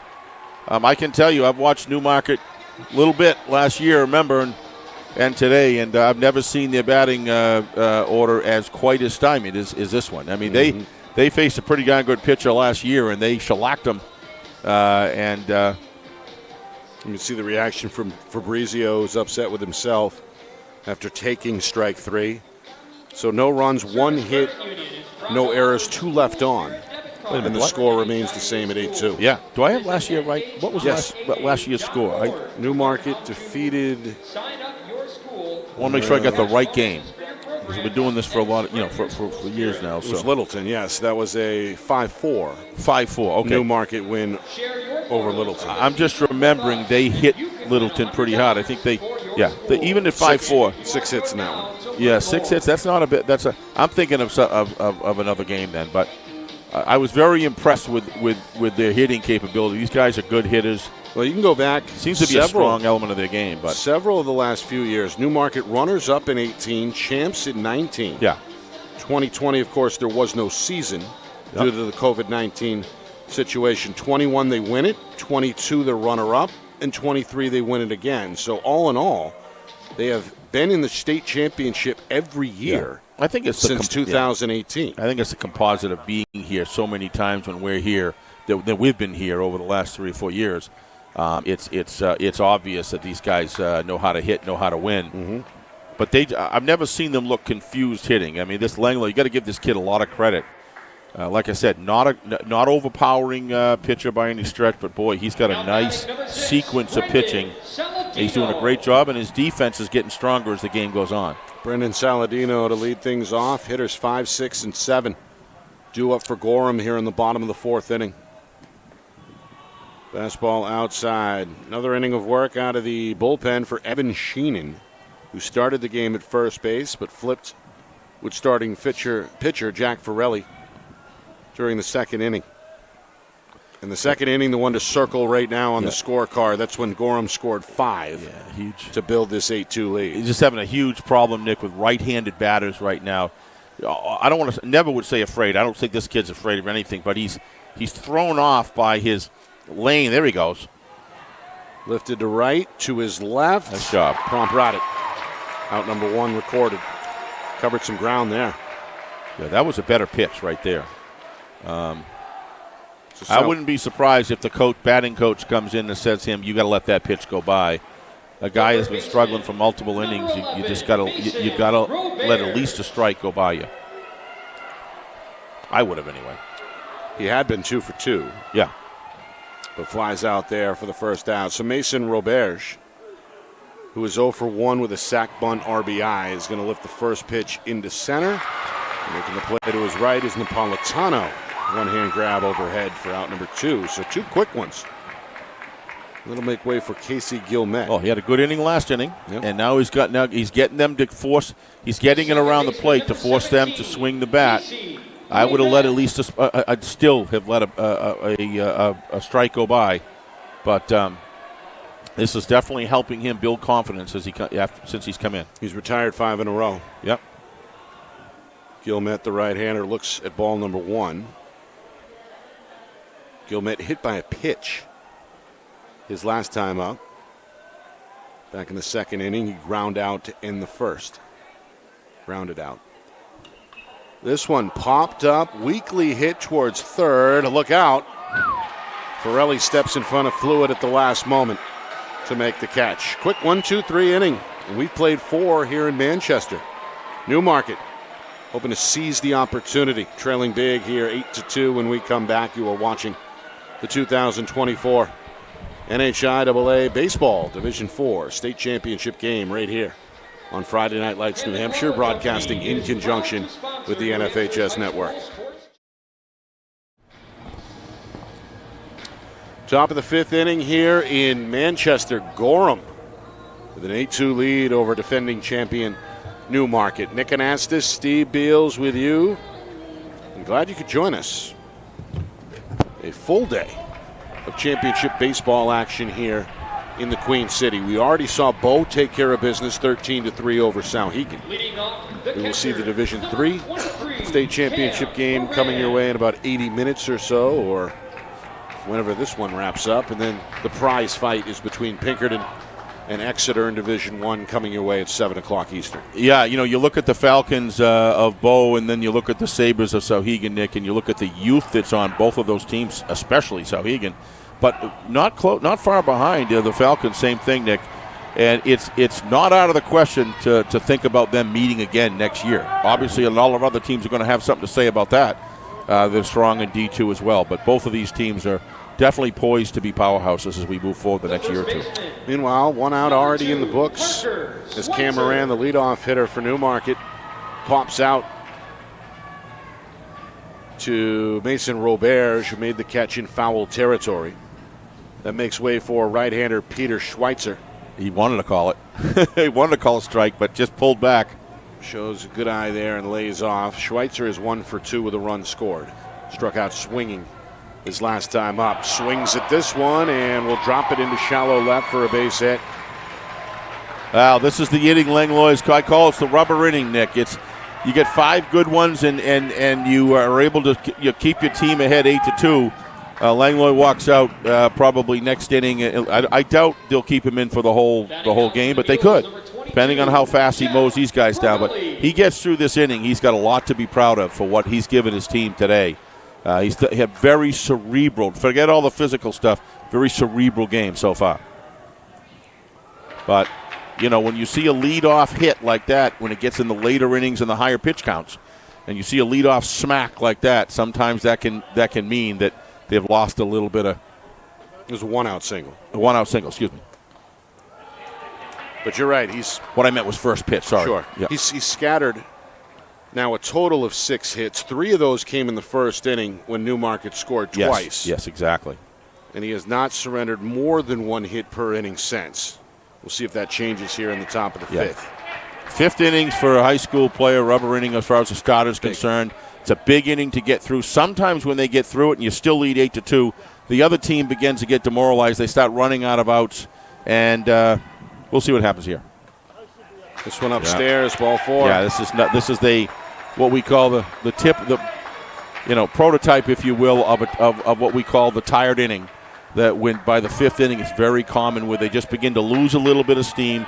They tend to emotionally, get to the point where they're trying to get through the game rather than attack it. And now we got a meeting between smart battery mates. Langlois looking for encouragement from his catcher, Gavin Corrigan. Bullpen's empty, both sides. So you've got Schweitzer on second now in scoring position with Forelli behind him at first. And the cleanup hitter is Matt Napolitano, who gets a quick word from Coach Jerkowicz.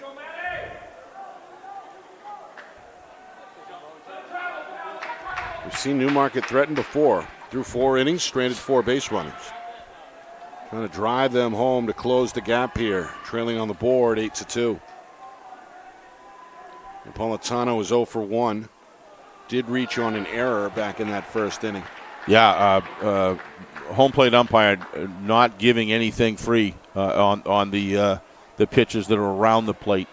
But he's been consistent the whole game. He's called tighter than the first game. He's got him. It's a bad throw, though. It's into center field. Schweitzer's going to head to third. Now runners on the corners.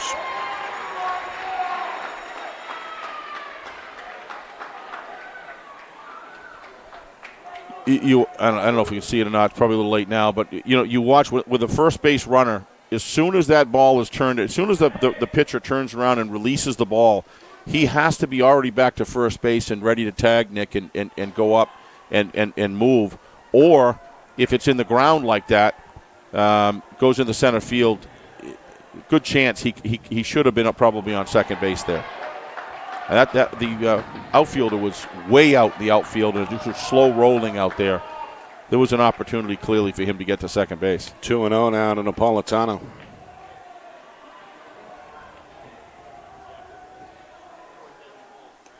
That one clips the outside corner. Good fastball. Pitch. Yeah. Issued for a strike. Top 5, Gorham an 8-2 lead. Huskies fell down 2-0. Regained the lead in the bottom of the first inning with a 3-run effort, as this one is lifted foul. And then really flexed the muscles in the bottom of the second inning with a 5-run campaign. Needless to say, this is a very important pitch here, pitch or two coming up with Langlois, because he can get a strikeout here or a swing out and strikes. He's going to be way ahead. Ground ball sharply hit. Great stop by the first baseman. Lemieux throws up the line to second. Yep. But it's not in time, and one run does score for Newmarket. So they shave a run away from the lead and are back within 5 at 8-3. There's 7 outs to go. That's the way you got to look at it. 7 outs to go. They got out. They're short of outs. If they score 1 run, you trade that for an out in that situation. But nice play by the young first baseman. Yeah. Hit hard enough by Napolitano to register the RBI. Yep. As Schweitzer comes home to score. And Forelli advances to second. Is that the Nick and Nassau scoring system? Is that what you? What's that? You're doing your own private scoring? Oh, of course. I agree with you. I haven't disagreed with one of your calls, including the errors and non-errors. You know what I mean? Yeah. So, good for you. Maybe they'll multitask you, do play-by-play and official score. No. I wouldn't put too much confidence in some of these numbers. Looks good so far. Yep. All right. Langlois is going to take a little bit of a stroll behind the mound and try and compose himself. Wonder what this meeting is about here between head like coach. we've got a sub Gerard. here for Newmarket. I'm sorry, not Gerard. Coach Jerkowic. Trying to figure out a way I think to we've got a his new team. runner here. Okay. Dexter McGurk, a freshman, is going to take over at second base. Running out at second, number 20, Dexter McGurk. So McGurk replaces Forelli.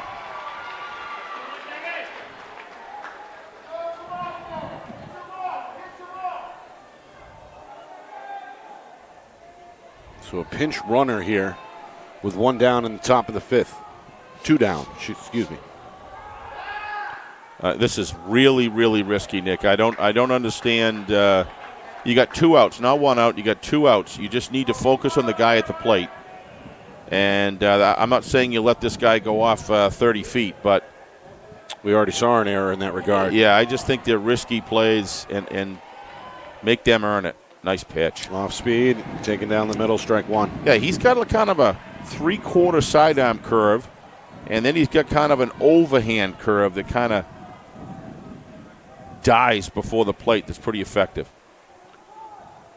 Prompt Radid is the hitter. Looks at a pitch low there to go back out in front, 2-1. Yeah, Langlois wanted that one. Prompt Radid is 0 for 1 with a walk and a strikeout. I think that was above the strike zone, though. 2-1. Fastball swing, fly ball, headed to right center. Who wants it, the right fielder or the center fielder?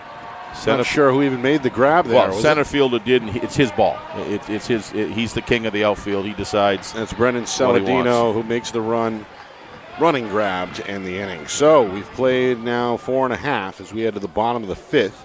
Newmarket a step closer.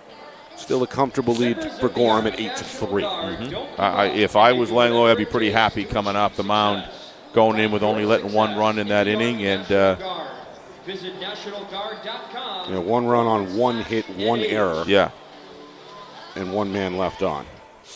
So the way you got to look at it, if you Gorham, is how do you gauge the 6 outs? I'd be careful with a lot of these throws back to second base with nobody there and trying to lead your fielder to the. It's just the margin of error is too high versus what you gain out of it. Focus on who's at the plate and get outs. And another thing, Nick, that happens is when you get into position, you're really looking to. Outs are the biggest problem here when you start getting down the last 3 to 6 outs. And what you really want to do here is just make sure you get the lead runner. Don't try to force something. Take away the amount of outs they have left in the game, and that sometimes can be it's by no means playing prevent, but it's risk versus a reward that you take a chance on. Don't give another team a rally or a break. Take the outs that you have. Nick Anastas, Steve Beals with you. Glad you could join us. Busy championship Saturday here on Friday Night Lights, New Hampshire. We're broadcasting, of course, in conjunction with the NFHS Network. We've done 1 broadcast already. It was a 13-3 victory for Bow in the Division III state championship. 2 more on the way after this one. D3 coming up, scheduled originally for 4 o'clock Eastern. Yep. The D1 matchup at 7 o'clock. And then over in Exeter, 5 o'clock Eastern.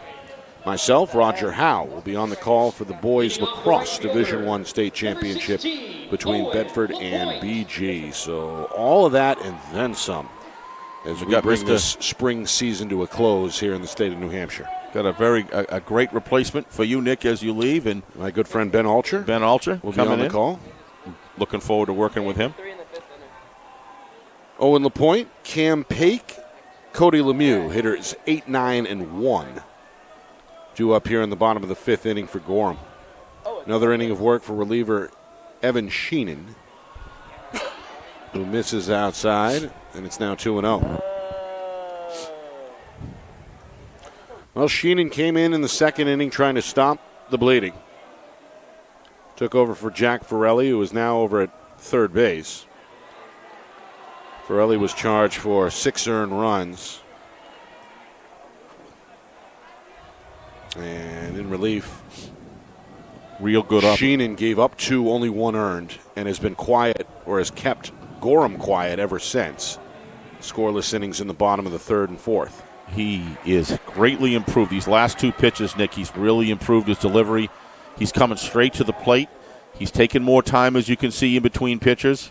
Watch him. He's coming to a full set, stops, holds. Much better job. That one outside, though, for ball 4. Yeah, but he's around the plate more, and if he sticks with that form, he's gonna be able to continue what he's doing. But Gorham gets is that the leadoff runner, right? On base. Yep. Great opportunity for them to get that run back and potentially more. So LaPointe on the base paths for the first time today. Struck out twice prior to drawing the leadoff walk. Now number 9 man, Cam Paik, he's been busy. A hit, a run. Also reached via an error, so he's 1 for 2. And hoping to move his teammate LaPointe along the paths as well, if he can here. Some chin music. Yeah. High and tight. He's having a release problem now where he's releasing the ball. You know, the thing is, Nick, he's not throwing the ball way outside and in the dirt, but he's just missing around the plate. High, low, inside, outside. Just having a struggle trying to get in the strike zone here. One of 9 freshmen. Yeah, he's on this Newmarket roster. 3-0. Yep. He's got the Gorham dugout excited.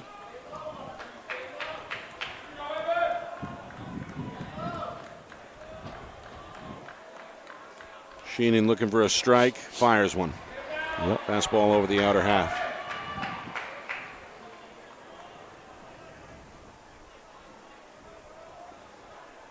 The breeze picking up a bit, blowing in from left field.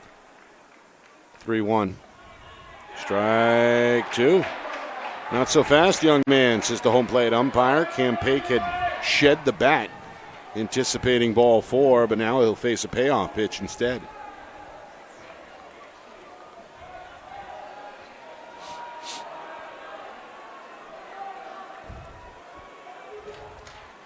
The 3-2 inside. That's a big pitch right there. No doubt about it this time. It is ball 4. Yeah, that is a big pitch to lose that batter right there. You get an out there, you got a runner on first with 1 out. Totally different dynamic. Instead, 2 on, nobody down after back-to-back walks. And you got to worry about loading the bases if you can't get your composure together here as far as the control is concerned. And he's going to have to do it now against the top of the order. Yep. This leadoff man, Cody Lemieux. Going to stand back in. Lemieux is 1 for 1, 2 runs scored, 2 walks. So he's been very productive in that leadoff spot. Here comes Coach Jerkowick. And this may mark the end of Evan Sheenan's tenure on the mound. Yep. So Sheenan, who took over for starter Jack Forelli in the 2nd inning, is going to be removed from the pitcher's spot here. I almost see when he handed the ball, he almost looked a little relieved, Nick, to be honest with you. Like it just kind of I just don't have it, and let me go help my team out on the field on the plate. He's going to go to the outfield, I guess. So. Yeah, it looks like he may play right field with Jackie Prompt-Radit coming in. That'd be my guess. Pretty good center fielder they got out there with runs like a deer. So that's Napolitano. Yeah, I would imagine that that he would be going to right.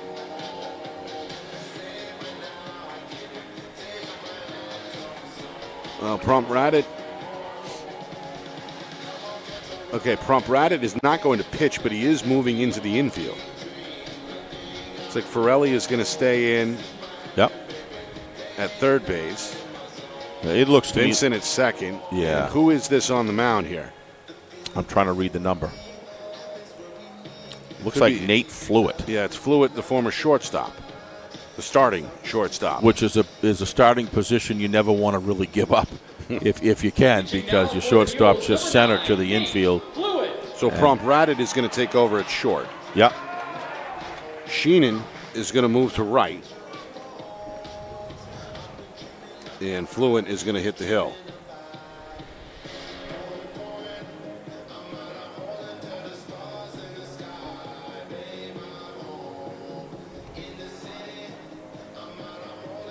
Eight to 3 Gorham.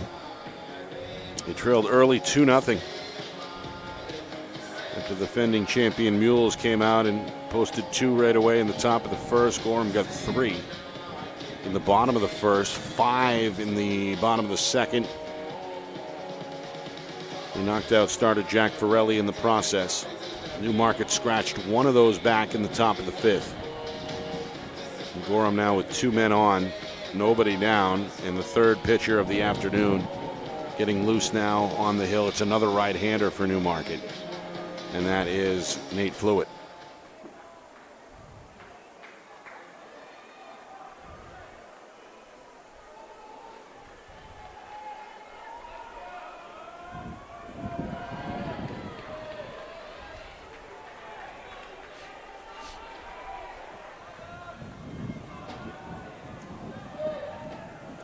Cody Lemieux from the right side looks at ball 1. Fluitt, another member of this talented freshman class for Newmarket. As we mentioned earlier, 9 freshmen on the roster. Meanwhile, it looks like, Steve, there's some action for the first time over in the bullpen for Newmarket as Coach Jerkowick continues to examine his options here, because we hadn't seen that prior till now. Well, if you're doing it now, a little confused of why you wouldn't have done it before. Do you know what I mean? I maybe it's just maybe this is part of the plan that he had in the game for the 6th and 7th inning. That could be as well. That now that might have been in the regular game plan. He's had to improvise that since. So my guess is that's what it is. Meanwhile, a bunt attempt by Lemieux ends up back along the backstop. It's 1-2. And all fairness to Coach, I mean, most of his guys that are his backup pitchers are got to be on the field. So I mean, it doesn't give him really an opportunity to be able to. You're not going to pull a starting player off to go to the bullpen right in the middle of an inning. So I think that's probably it more than anything else. 1-2 to Lemieux, off speed outside. 2 balls, 2 strikes.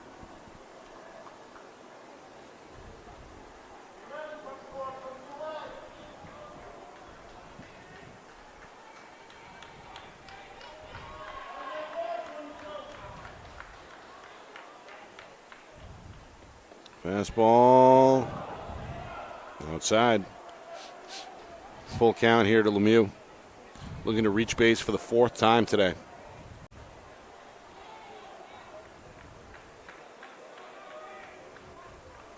Fluitt looking for a big strikeout. Instead, induces a pop-up. It's a mile high. Fluitt is called off by Ferrelli at the last moment. Yeah, Ferrelli's got to call that earlier so he can get out of the way. If you want it as the 3rd, short, or 2nd or first baseman, you got to call that ball right away. We've seen a few of those near collisions here today. There's a reason for it, because the wind keeps taking it away. He thinks he's got it right here, and it blew over another almost 4 or 5 yards. So it's a tough situation out there for these guys, but he made the play. But you do want to call it early if you're going to take it, because you want the pitcher to just run away and get the clear out of the picture. So Nice recovery there by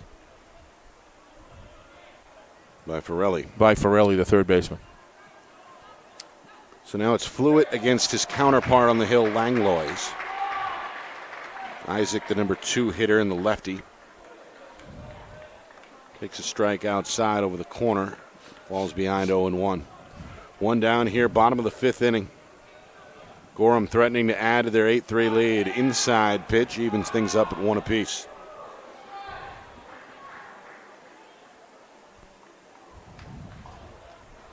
Sun back out here as we hit 3 o'clock Eastern. Coming up, the Division III championship, scheduled to begin at 4 o'clock as of now. Nice pitch and on the hands of by Fluitt. Good pitch. Boys lacrosse championship at 5 o'clock. Boys Division I championship, and then of course the baseball Division I coming up at 7 o'clock. So still a full schedule here moving forward. Langlois is going to call for time and step out of the box. Was it me or was he up last time as a right-hand batter? Is he a switch hitter? He was right-handed last time, wasn't he? I believe he's been exclusively from the left, but we have to check that. Nice Wade Boggs style hit right there. And down the left field line, that's going to advance both runners and load the bases. Langlois' first hit of the afternoon. Gorham's got him juiced with just 1 down. Key here is 1 out. And I argue that any run here from Gorham to continue, at least maintain that former margin or exceed it, is going to be very difficult. As good as the Mules are at hitting, it's going to be very difficult to come back from. But it's a late hour as well. It's a late hour, yeah. Of course, Newmarket technically the visitor today is the lower seed. So they'll have an opportunity in the top half of the 6th and 7th. Yep. Still have to get out of this bottom 5th, though. And they're facing now the heart of the order is Jack Saldino. Jack's got quite a chain there around his neck out in the picture there. I saw that earlier. I wonder if that's some sort of Medal of Honor or something, or he won some thing, but he looks pretty proud of it anyway. They call those the golden ropes. Yeah. Nice pitch. Yep. Froze him over the outer half, and now Saladino trailing 0-2. Been a big part of the game so far. Saladino 0 for 1, 2 walks, 2 runs scored. Played some pretty good defense in the hole at short as well. He's going to take a ball here just outside. You hear some of the Newmarket fans upset with the umpire. They felt like that was strike 3.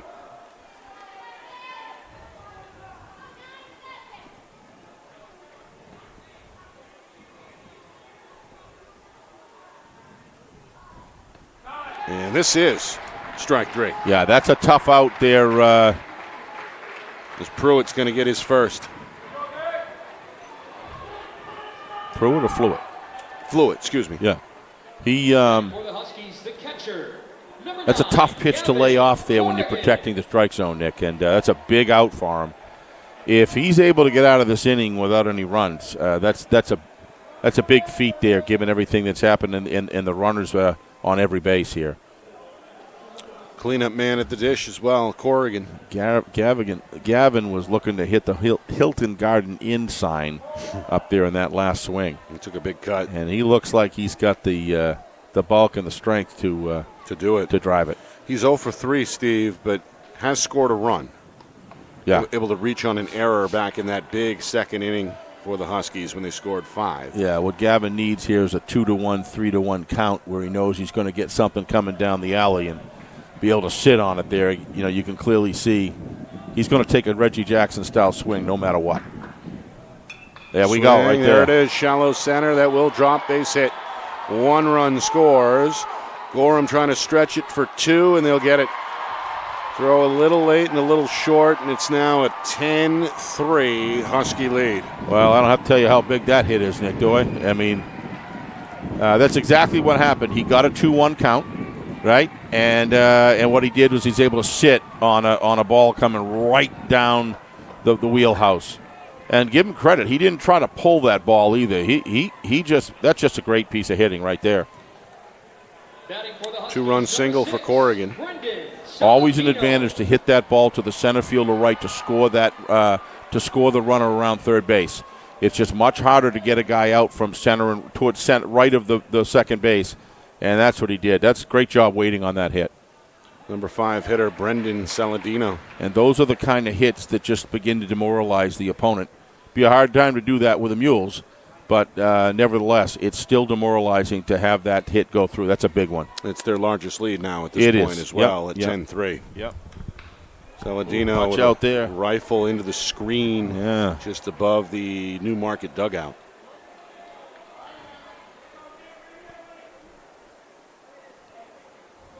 Saladino is 2 for 3. Drove in 2 on a base knock in the first. Followed it up with a single in the second. Flew out his last time up in the fourth. Looks at the ball here outside.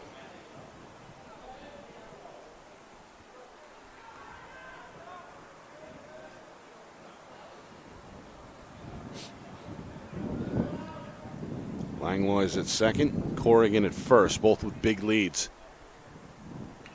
Swing, softly hit, grounder to first, bobbled but recovered.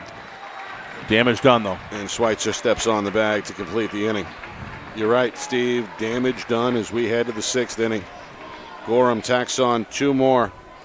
They do it on 2 hits. They strand 2, but have their largest lead. And the defending champs are down to their final 6 outs when we come back. You are watching the 2024 NHIAA Baseball Division IV State Championship game here on Friday Night Lights, New Hampshire, in conjunction with the NFHS Network. Our broadcast today, as it always is brought to you by Beals Insurance Agency, with locations now in both Bedford and Londonderry. Whether you need home, auto, or business insurance, Beals Insurance will get you both the price and quality coverage that's right for you. Just call 603-471-9999 or visit BealsInsurance.com to request a free quote and start saving money today. Again, that's BealsInsurance.com.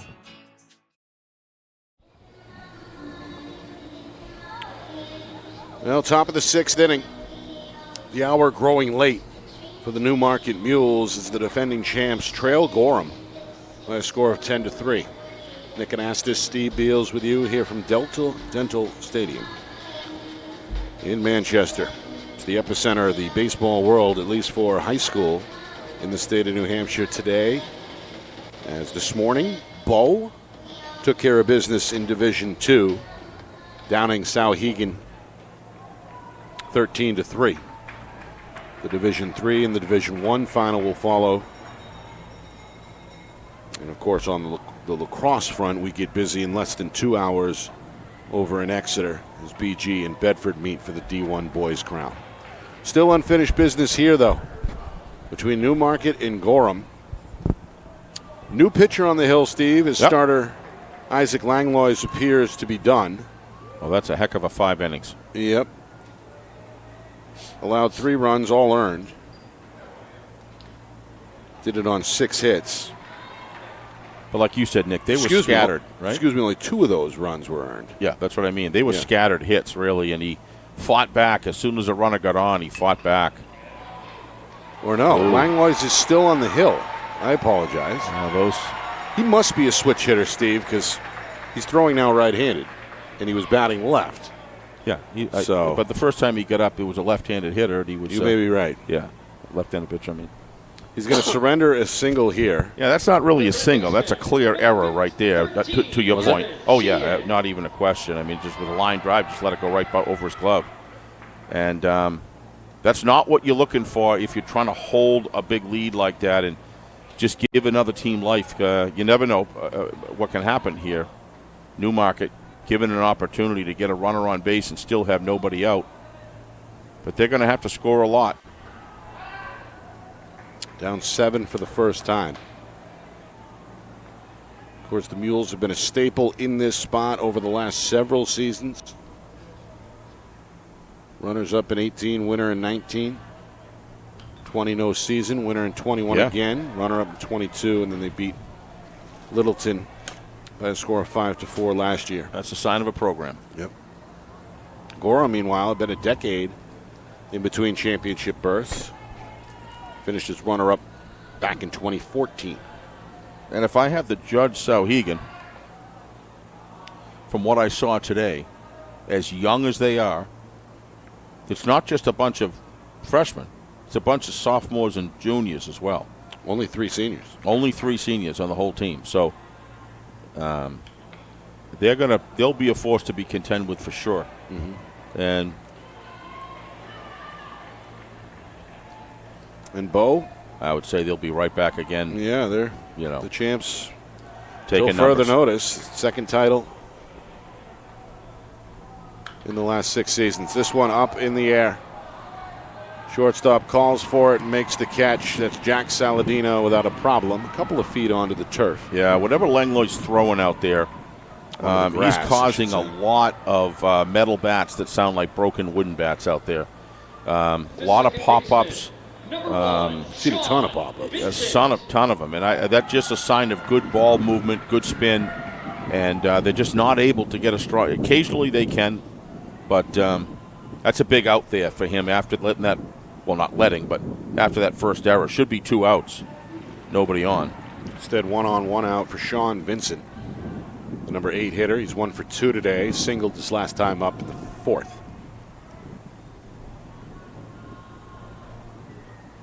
Off speed, chased it.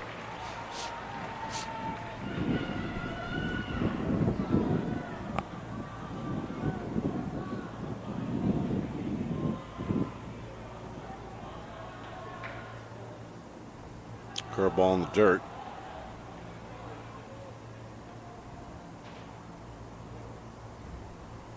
Four strikeouts on the afternoon for Langlois. Looking for a 5th here out in front of the batter, 1 and 2. Swing, softly hit, scooped on the grass at first, thrown to second for the out. And then a little miscommunication on the back end prevents the second throw. Well, when you're going to throw to the shortstop and he's coming in from the inside, Nick, you don't throw it on the other side of the back right where the runner's running. So I think he was looking for an inside throw so he could gun it. See, and I to be honest with you, after seeing that again, I'm not sure he wasn't complaining about the runner standing up in his face. Watch this. Watch this. Now, the runner is really just getting out of the way. There's nobody really to blame there as far as the runner's concerned. Yeah, there was nobody on the bag. Yeah, what you want to do is you want to make that throw on the inside of the bag so he can make a quick turnaround throw. Meanwhile, Ryan Fabrizio, the number 9 hitter, who was 1 for 2 in the game, swings and misses and falls behind 0-1. 2 down here in the top of the 6th. This one straddles the first base line. Lemieux, shore-handed, steps on the bag, and that'll do it. Langlois continuing to cruise. Yeah, that was the inning, Nick. They really had to do some damage. Get 3 or 4 runs, Still with a big lead of 10-3 as we head to the bottom of the 6th inning here in Manchester. You a little surprised? I'm only surprised at the margin.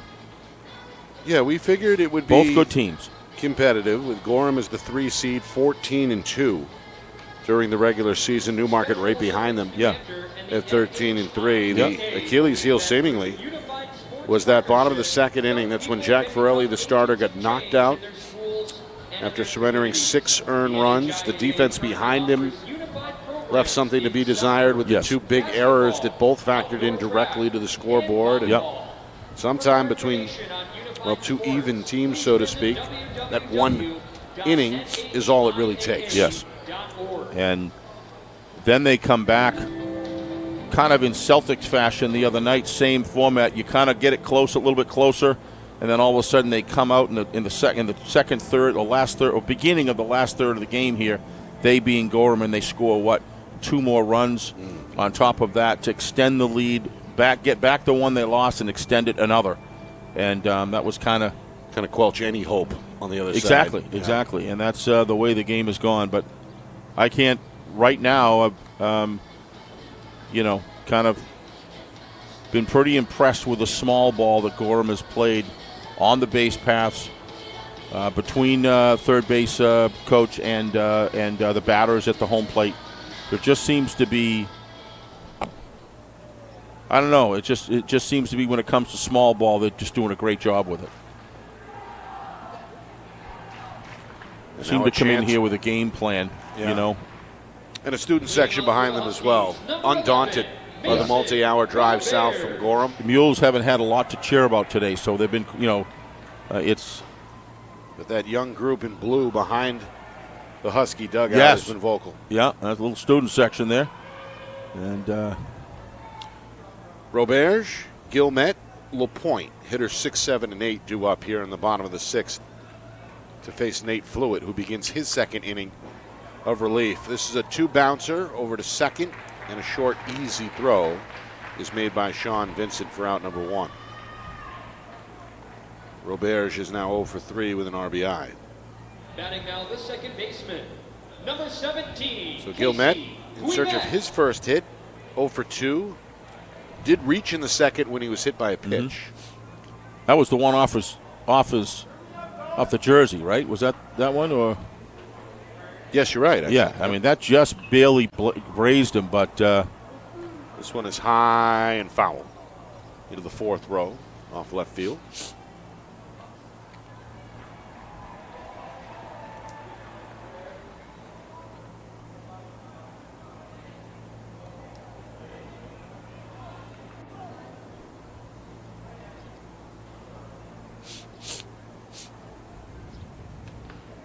Clip the corner. Yeah, he's come in as the 3rd pitcher, Nick, and he's doing a good job. Yeah. We saw Jack Farrelly get the start, got knocked out in the 2nd. Evan Sheehan held down the fort for a while, but was lifted in the 5th. This one towards shallow right, and it's going to drop between the second baseman and the right fielder for a base hit. Just kind of teardropped right into the. So Guillemette got his first hit and his team's 7th. Looks like there's a couple folks out at the Garden Inn having a dinner, watching the game here. Breeze picking back up. Yep. It hasn't stopped for long. Kind of a dubious-looking cloud settling in overhead as well. We've seen a little bit of rain off and on, but nothing impactful. No, so far so good.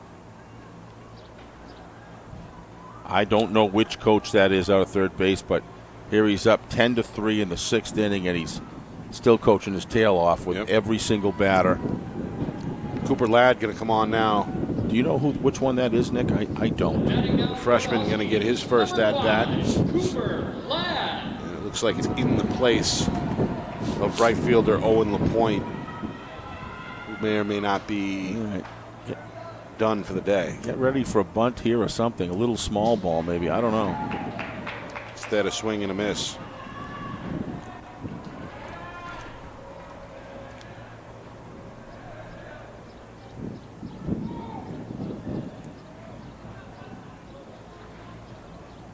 Swing and a miss again. Throw up the line to first, not in time.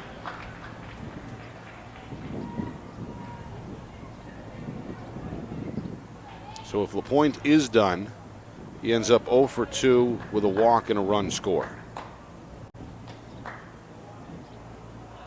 The 0-2 outside. Ladd not going to chase. Ladd, another freshman. We mentioned 9 on the Newmarket roster, 2 for Gorham. Ladd and LaPointe, coincidentally enough. So one freshman standing in for another. Swing and a miss. Down he goes. 2 outs. Bottom 6, Cam Pake, the number 9 hitter. He's been pesky at the dish today, Steve.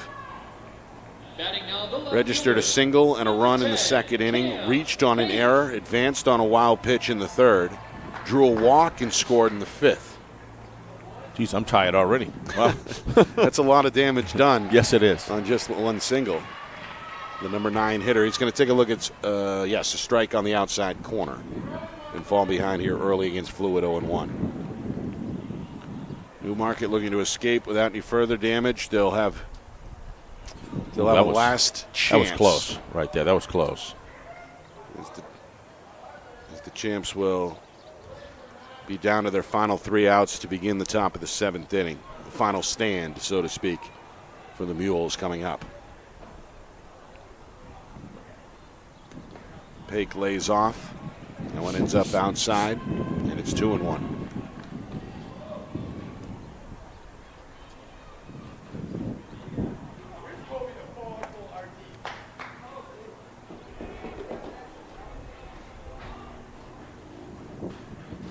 Swing and a miss.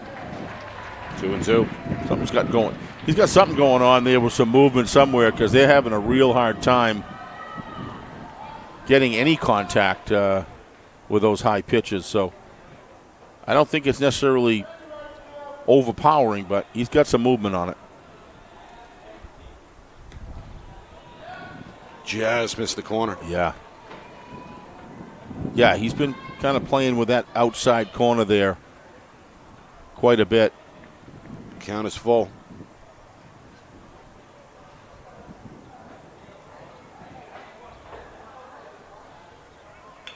Ground ball swept into left field for a base hit. Gilmet pumps the brakes at second. The second single allowed by Fluid here in the bottom of the sixth. Pake will extend the inning with his second hit of the game. Batting now, the first baseman. We go back to the top of the order for Cody Lemieux. The leadoff man, 1 for 2, a pair of walks, and a pair of runs scored.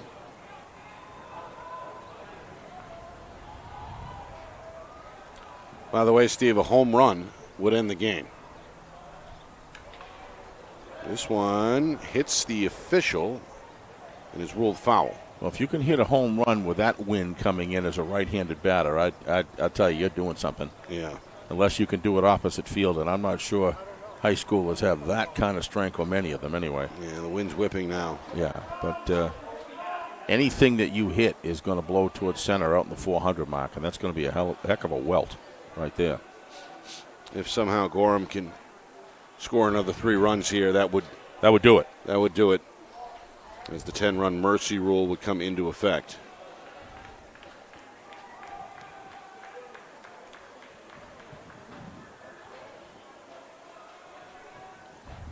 One and one. High 2-1.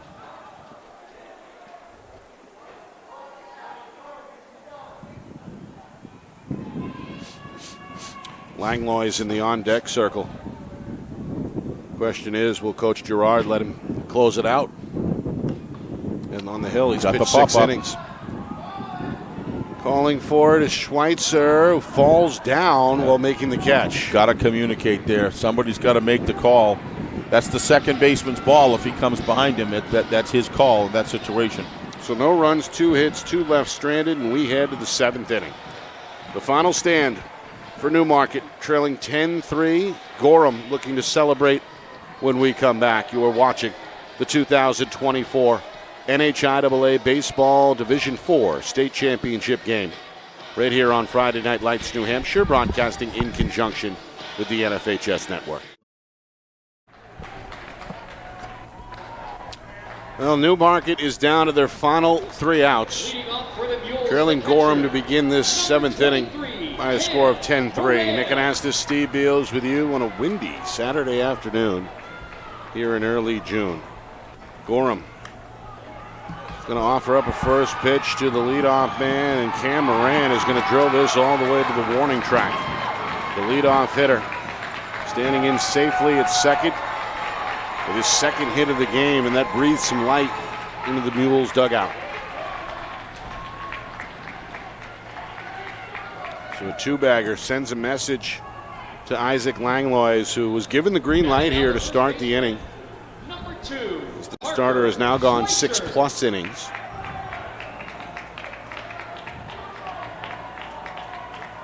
And now we do hear from that Mules student section that made the trip west. Number 2 hitter is Parker Schweitzer. It's the 8th hit allowed today by Langlois, and now a wild pitch allows Moran to advance to third base. When did he go in, Langlois? He started. I know, but I mean, he's in. This is the top of the 7th. Yep. So he's got 6 complete innings. That's a lot of work for a pitcher in a championship game. We're going to have a word here with his battery mate, the catcher Gavin Corrigan. Meanwhile, it looks like Cam Moran was shaken up somehow. Base runner at third, telling his head coach he's okay, but seemed like he was trying to regain his composure on the bag at third. The 1-0 is inside, 2-0.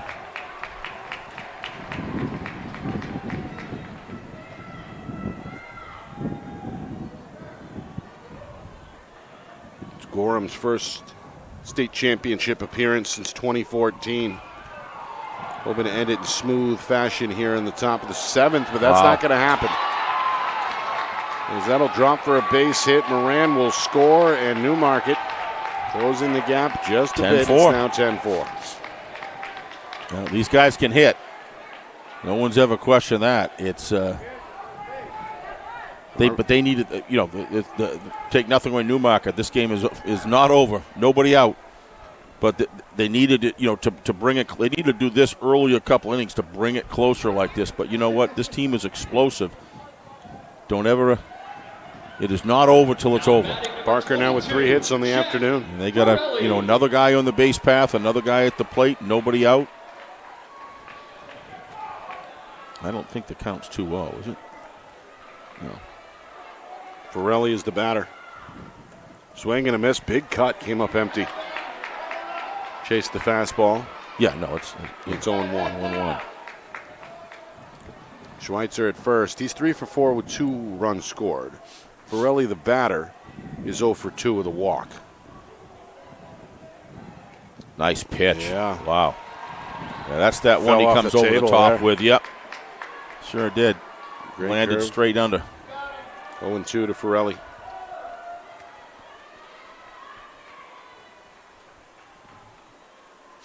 Big lead off the bag for Schweitzer, the runner. Another curve, another swing, another miss, another strikeout. I think that's the first time I've seen him throw the same pitch, to your point, Nick, earlier. But that's working for him, so. He's mixed it up well today and goes to perhaps the bread and butter pitch there.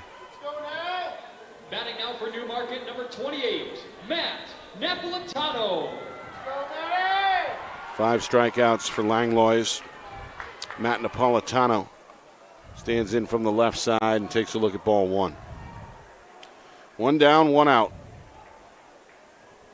Still a big 10-3 lead on the board. No, 10-4, excuse me. Still a sizable advantage for Gorham. Well, Napolitano was showing bunt. Check throw to first. Going to keep Schweitzer honest.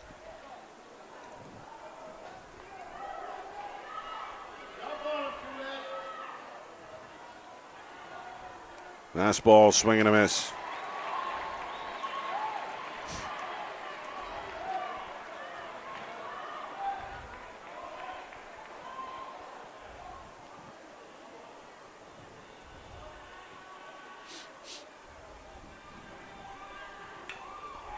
This one foul.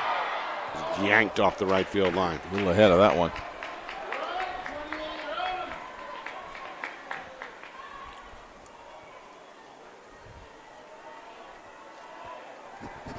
Jackie Parm-Pradit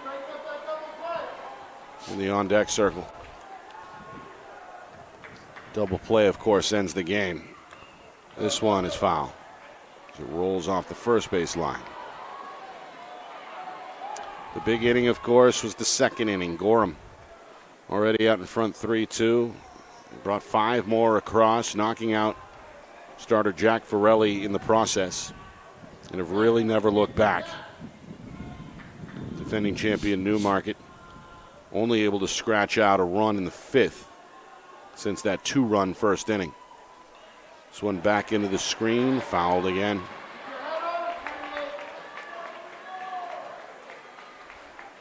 Napolitano seeking his first hit. He has reached base. Got on with an error in the first. Also drove in a run back in the 5th. Ground ball. That is a smart play right there. Gilmet didn't even think about going to second. No. He had it, but why would you rush it? Just get the out. Goes to Lemieux at first base instead. Now there's 2 outs, and you can hear from these Husky fans. Yeah, Goram's feeling it right now. They've got hundreds and hundreds of people there. That's really that's a tremendous amount of support coming down. Probably 2.5, at least 2.5 hours. Easy. Easy. Jackie Prumpratt, first pitch. Hopper to short. Backhand stop by Saladino. They did it. The diamond, and that'll do it. The Gorham Huskies are your 2024 NHIAA Baseball Division IV champions. They do it 10-4, and they do it in impressive fashion as Isaac Langlois catches the win. He goes 7 complete. And Newmarket dethroned here as Goram going to bring the trophy back with them up north.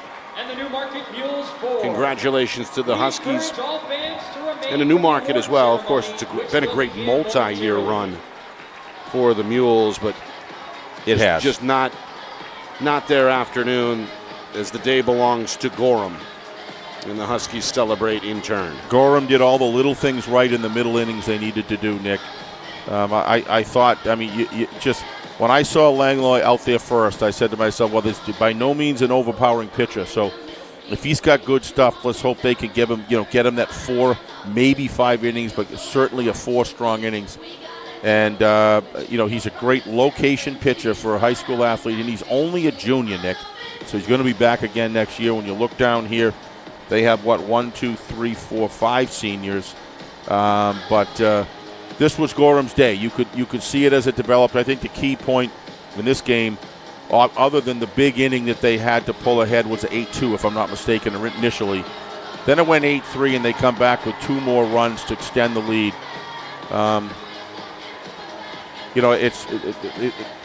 Newmarket struggled with pitching, Nick. It was a lot of guys on base, not only from hitting but from walks, but the base running, the coaching, everything that happened with Gorham, key hits at key times. And, of course, Isaac Langlois just comes in and provides 7 innings of location baseball with a great mix of his repertoire, of his group. He has got about 6 different pitches, and he has 3 different delivery points. And over the top, he's got the little sidearm thing for occasionally when he wants, and then he can pull the string. And when he was just mixing it up, I give credit to his coaches and his catcher as well. Catcher did a great job calling the game. Remember, they had a little bit of not a disagreement, but a little meeting at the mound there. Yep. And I think Langlois just kind of stopped shaking off the pitches and said, I'm going to go with what my catcher tells me. And he just got stronger every game. So you can see the joy that this team has. Great to have a team from North Country come down and come away with a Division IV title. Congratulations to both teams. But special congratulations to the game plan that the Huskies had coming in here and how they handled it from inning to inning. Small ball wins games, and that certainly was the case today. Game time today, 2 hours, 20 minutes. As Gorham wins it with 10 runs on 8 hits, 3 errors, 9 left aboard. Newmarket 4 runs, 6 hits, 3 errors, 6 were left stranded. Isaac Langlois the complete game win. Jack Varelli catches the loss. We are only halfway done here at Delta Dental Stadium. The Division III State Championship comes your way next. And, of course, at 7 o'clock is the D1 finale. Forward to that. I am going to say adios and make the short drive over to Exeter, I should say, where at 5 o'clock Eastern, about 90 minutes or so from now, I will have the privilege of calling the boys lacrosse Division I state championship. And, of course, you're going to text us scores along the way, right? I sure will. Otherwise, Matt will go out of his mind. And vice versa. He's here videotaping this game because he wants to be here today, but it's killing him, the fact that he won't be able to see his alma mater. Well, he's a BG grad, so he's, and of course, a Bedford resident growing up, so that's kind of a big deal to see those teams play. All right. Adios. For Steve Beals, I'm Nick Anastas. Ben Alcher will step in this spot momentarily. Final score, final time. Gorham 10, Newmarket 4. This has been a presentation of the 2024 NHIAA Baseball Division IV State Championship game. here on Friday Night Lights New Hampshire, broadcasted in conjunction with the NFHS Network. Number 20, Dexter